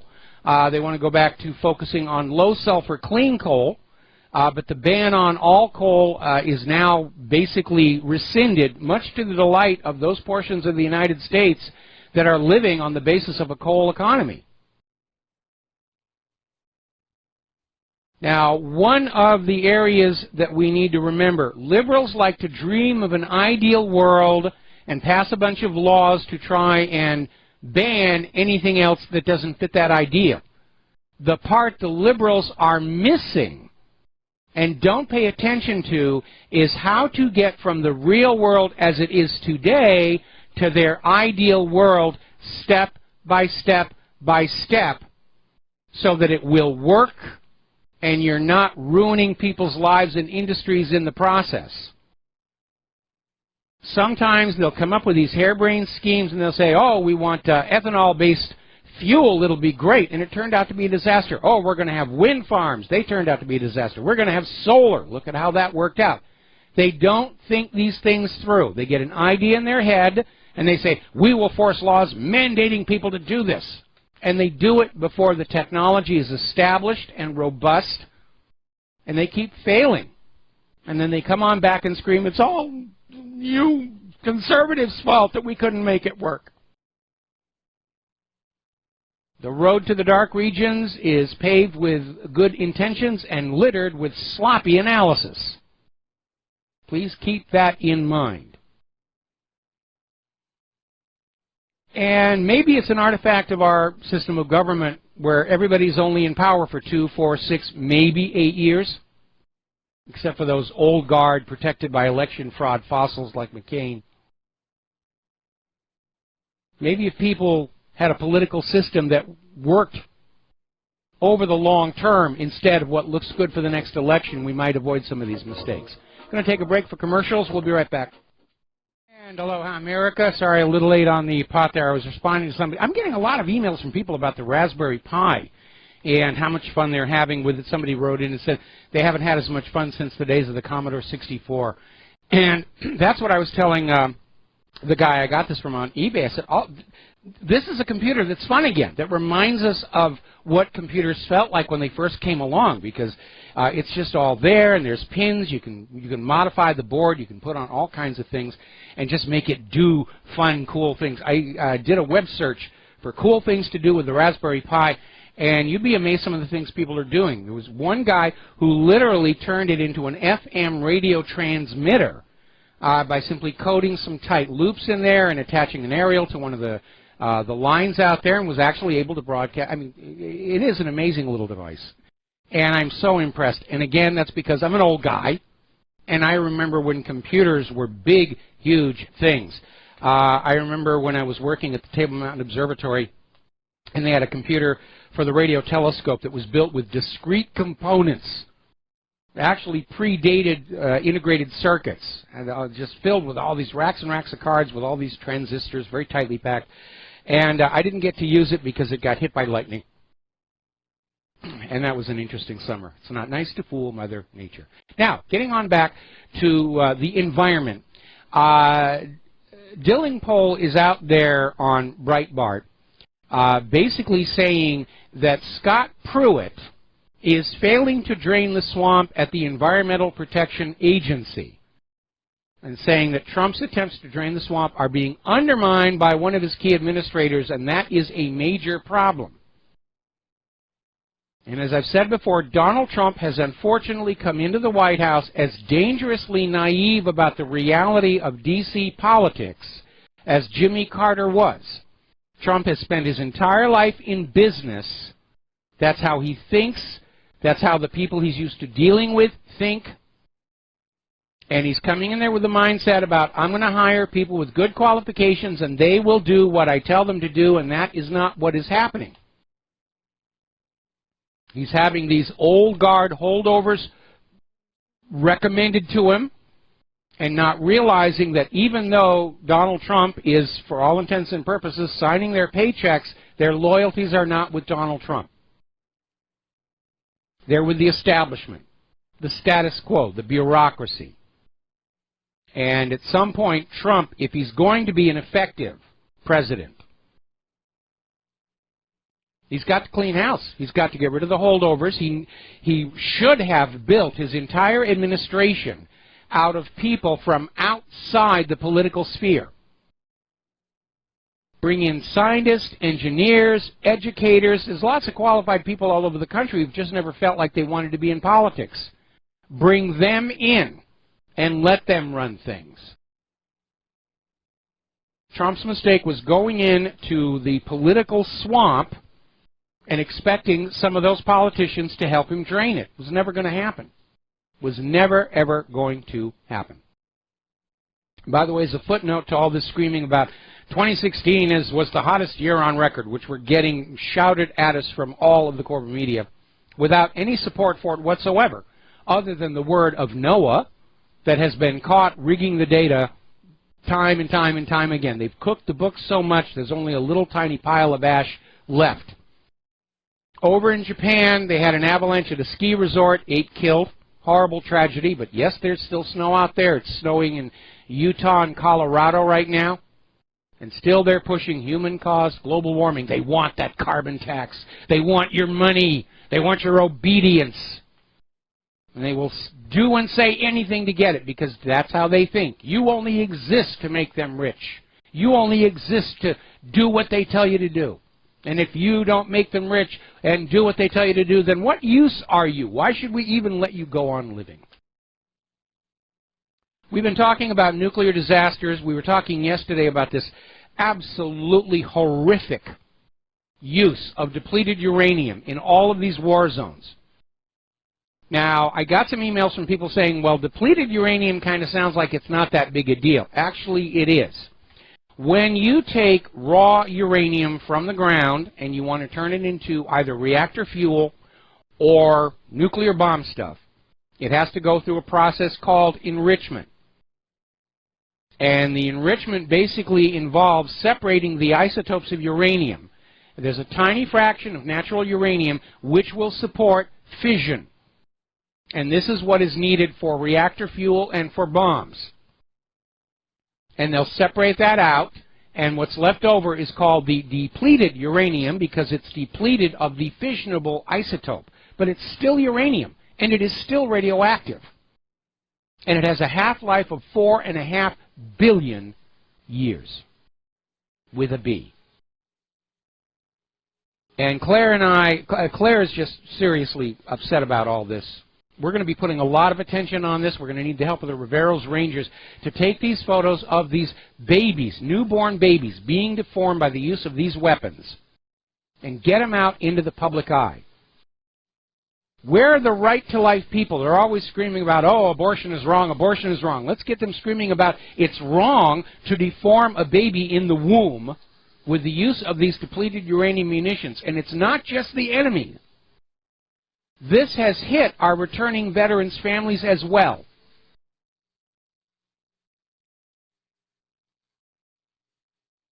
So we're going to be making a big, big stink about that. Claire's already got a new piece of music. We're going to do a video on that. And that's the military use of this radioactive waste. And there's a lot of it built up. They don't know what to do with it. Well, we'll make it into bombs and bullets, and we'll make our radioactive waste problem their radioactive waste problem. So we've had 3 Mile Island's accident. We've had Chernobyl's accident. We have the Hanford nuclear site, highly contaminated. We've had Fukushima, and it looks like we may be on the verge of another one because apparently fire has shut down 3 coolant systems at Turkey Point nuclear plant. And Turkey Point is one of these nuclear facilities that has already gone past the end of its design lifespan. But they were granted a permit to continue. Because they're making money. Why should we shut them down when they're making money? Just because the reactor's, starting to fall apart. See, here's the problem with the nuclear reactor. It's the neutron flux. And it will degrade and weaken the metal in the containment vessel, which is the big boiler where the fissioning fuel rods will boil the primary coolant or heat the primary coolant. It then goes to a secondary heat exchanger, and there it heats fresh, non-radioactive water, which goes to drive the turbines for the power plant. But the neutron flux weakens the metal over time. And that's why all nuclear power plants have a finite life span. They're designed and built to last all of this corrosive radioactive environment for so many years, and after that they're supposed to be decommissioned and shut down, although nobody has figured out what to do with the remains of these nuclear stations. And we have a problem in the United States where a large number of nuclear power stations are being allowed to operate past the end of their original design lifespan. And that is just plain dangerous. They're risking more Fukushimas just to improve the profit margin. And that is very dangerous. Now, let's talk about vaccines here. And this is where Errol wanted to talk about when he called in hour number 1 here. Very revealing story coming out of wearechange.org. There was a recent Freedom of Information Act filed in Great Britain by a doctor to get all the documents about vaccines, what was known about them, not known about them, and what it reveals is stunning. For 30 years, government experts in Great Britain have known that vaccines don't work. They have known that vaccines will often cause the diseases they are supposed to prevent. We've been seeing that here in the United States, where there'll be headline news about a mumps outbreak, get your vaccination, or measles outbreak, get your vaccination. Then we find out the people who've come down with measles and mumps had the vaccines. Government experts in Great Britain have known for 30 years vaccines are a hazard to children. Government experts in Great Britain colluded to lie to the public and worked to prevent safety studies. It's a policy of profit over people, and it's not just happening here in the United States, it's happening in Great Britain and all over the world. We were reporting yesterday, Sweden is coming up on a vote, a referendum that will mandate massive vaccinations for everybody in Sweden. And if they make you sick, well, we've got more medications to treat the symptoms. Money, money, money, money, money, money, money, money, money. Story out of greenmedinfo.com, and they're talking about research coming out from top doctors, acknowledged experts in the field, saying that one of the big problems with vaccines is not only do they weaken your natural immune system, making you more vulnerable to illness or more dependent on these vaccines, they can actually turn the immune system against you. And they're starting to realize that this sudden surge in autoimmune disorders in the population is linked to the escalating numbers of vaccines we're all being told we have to have. There are known harmful materials, toxic metals like mercury in the vaccine ingredients. The epidemic of peanut anaphylaxia coincides with the use of peanut oil as a vaccine adjuvant. And this is not a modern problem. The CDC has been forced to admit that between 1955 and 1963, over 98 million Americans received a dose of a polio shot that was contaminated with a cancer-causing virus, simian virus 40. And what they're discovering now, all these years later, is if you have been infected with this simian virus 40, you can pass it on to your children. It goes down generation to generation. Gee, look at the skyrocketing cancer rates. I wonder what happened there. Well, skyrocketing cancer rates, that's a good thing. It's good for the medical industrial complex. Look at all these people having to give their money to the oncologists and everything. It's a very dark world that we live in, where the government, the bankers, the medical industrial complex, the military industrial complex really see the ordinary population as just another resource. They don't respect us as human beings. They wouldn't lie to us the way they do if they had any respect for us as human beings. Yesterday we were talking about they're revising the law regarding informed consent for medical testing. It used to be that if a pharmaceutical corporation and a doctor wanted you to participate in the test of a new drug or procedure, they would have to give you full information about it. This is what it hopes to do, this is what it could do, this is how it might harm you, and then they would get your permission.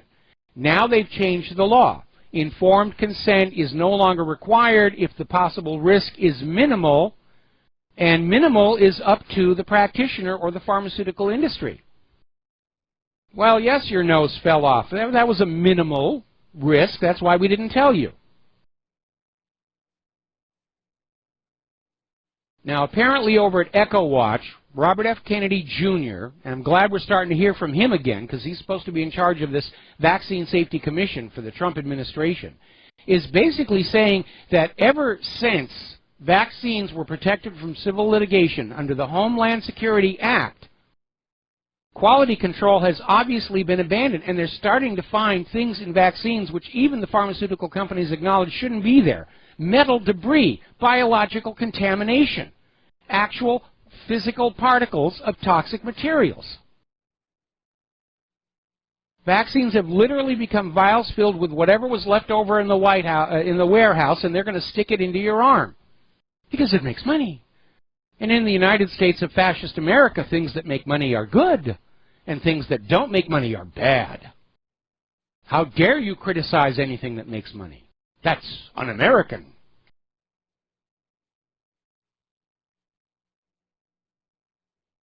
People have decided they don't want to be exposed to these dangers. What do? Pass a law. It's now mandatory. We don't care if these vaccines are killing children. Your children will have them. Now they're talking about mandatory vaccines for adults. I don't need a measles vaccine. I had measles when I was a kid. I'm immune.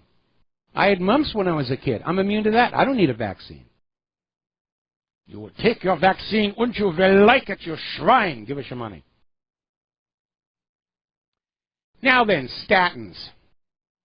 Originally hailed by the corporate media and the medical industrial complex as the wonder drug, cholesterol lowering, we're going to stop all this heart disease. And they found out since then statins actually present a danger because the cholesterol does not slowly fade away from the arterial walls. It falls off in large clumps that can get lodged in very inconvenient places in the heart. I suspect that's what happened to my youngest brother because he was on statins. He'd lost a lot of weight. The doctors put him on statins. 2 months later, stroke. 6 months after that, died. Now they're finding out that statins raise the risk of diabetes by 50% in older women. They're not being careful with any of this. They'll put something together. They'll collude with the FDA to say, yes, it's safe and effective. They'll put it on the market, sell it to you. And this is why we live in a society where you'll watch TV and you'll see these very glitzy commercials for the latest prescription medication, immediately followed by the commercial from the ambulance-chasing lawyer saying, if you've been hurt by that same medication, we will sue on your behalf. It's just a giant mill to churn people into money. Healthy people go in the front. Money comes out the back for the doctors and for the lawyers. Hippocrates is spinning in his grave, wherever that may be. We're going to take a break for commercials. We'll be back after these few words. Aloha, America. Welcome back to our show. Last segment of our program today here. Yesterday, we were talking about the saturation in our society of prescription psychiatric medication and how we could very literally be drugging our entire population into aberrant behavior. Suicide, mass shootings, domestic violence, bar fights, road rage, pedophilia, who knows what's possible out there. And it turns out there's another area in which Americans are being drugged into torpor, maybe. Now, we all know there's an opium problem all over the world here, but it may surprise you to find out that approximately 80% of the global opium supply is consumed here in the United States of America, both with the illegal heroin trade and the overuse of prescription opiates. That's been in the news a lot about how pharmaceutical corporations are literally encouraging practitioners to prescribe opiate medications to get patients hooked and make more money off of them. If you include Canada and Western Europe, which have their own medical industrial complexes, that accounts for 95% of the world's opium supply. So when you talk about a nation that is succumbing to opium, it isn't China, it isn't Africa, it isn't Japan, it isn't Australia, it's right here in the United States.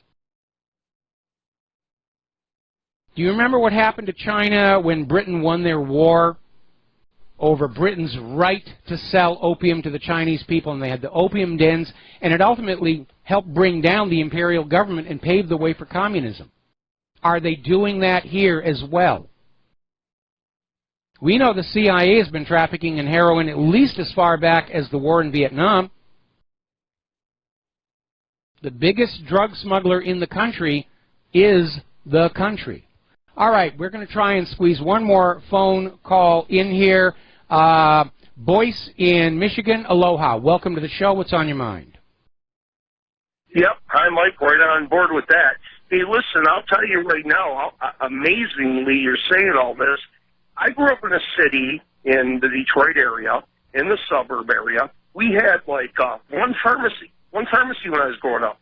And there's probably about 25, 30,000 people here now. But guess what? There's 35 pharmacies in my local area here and probably a 5-mile range.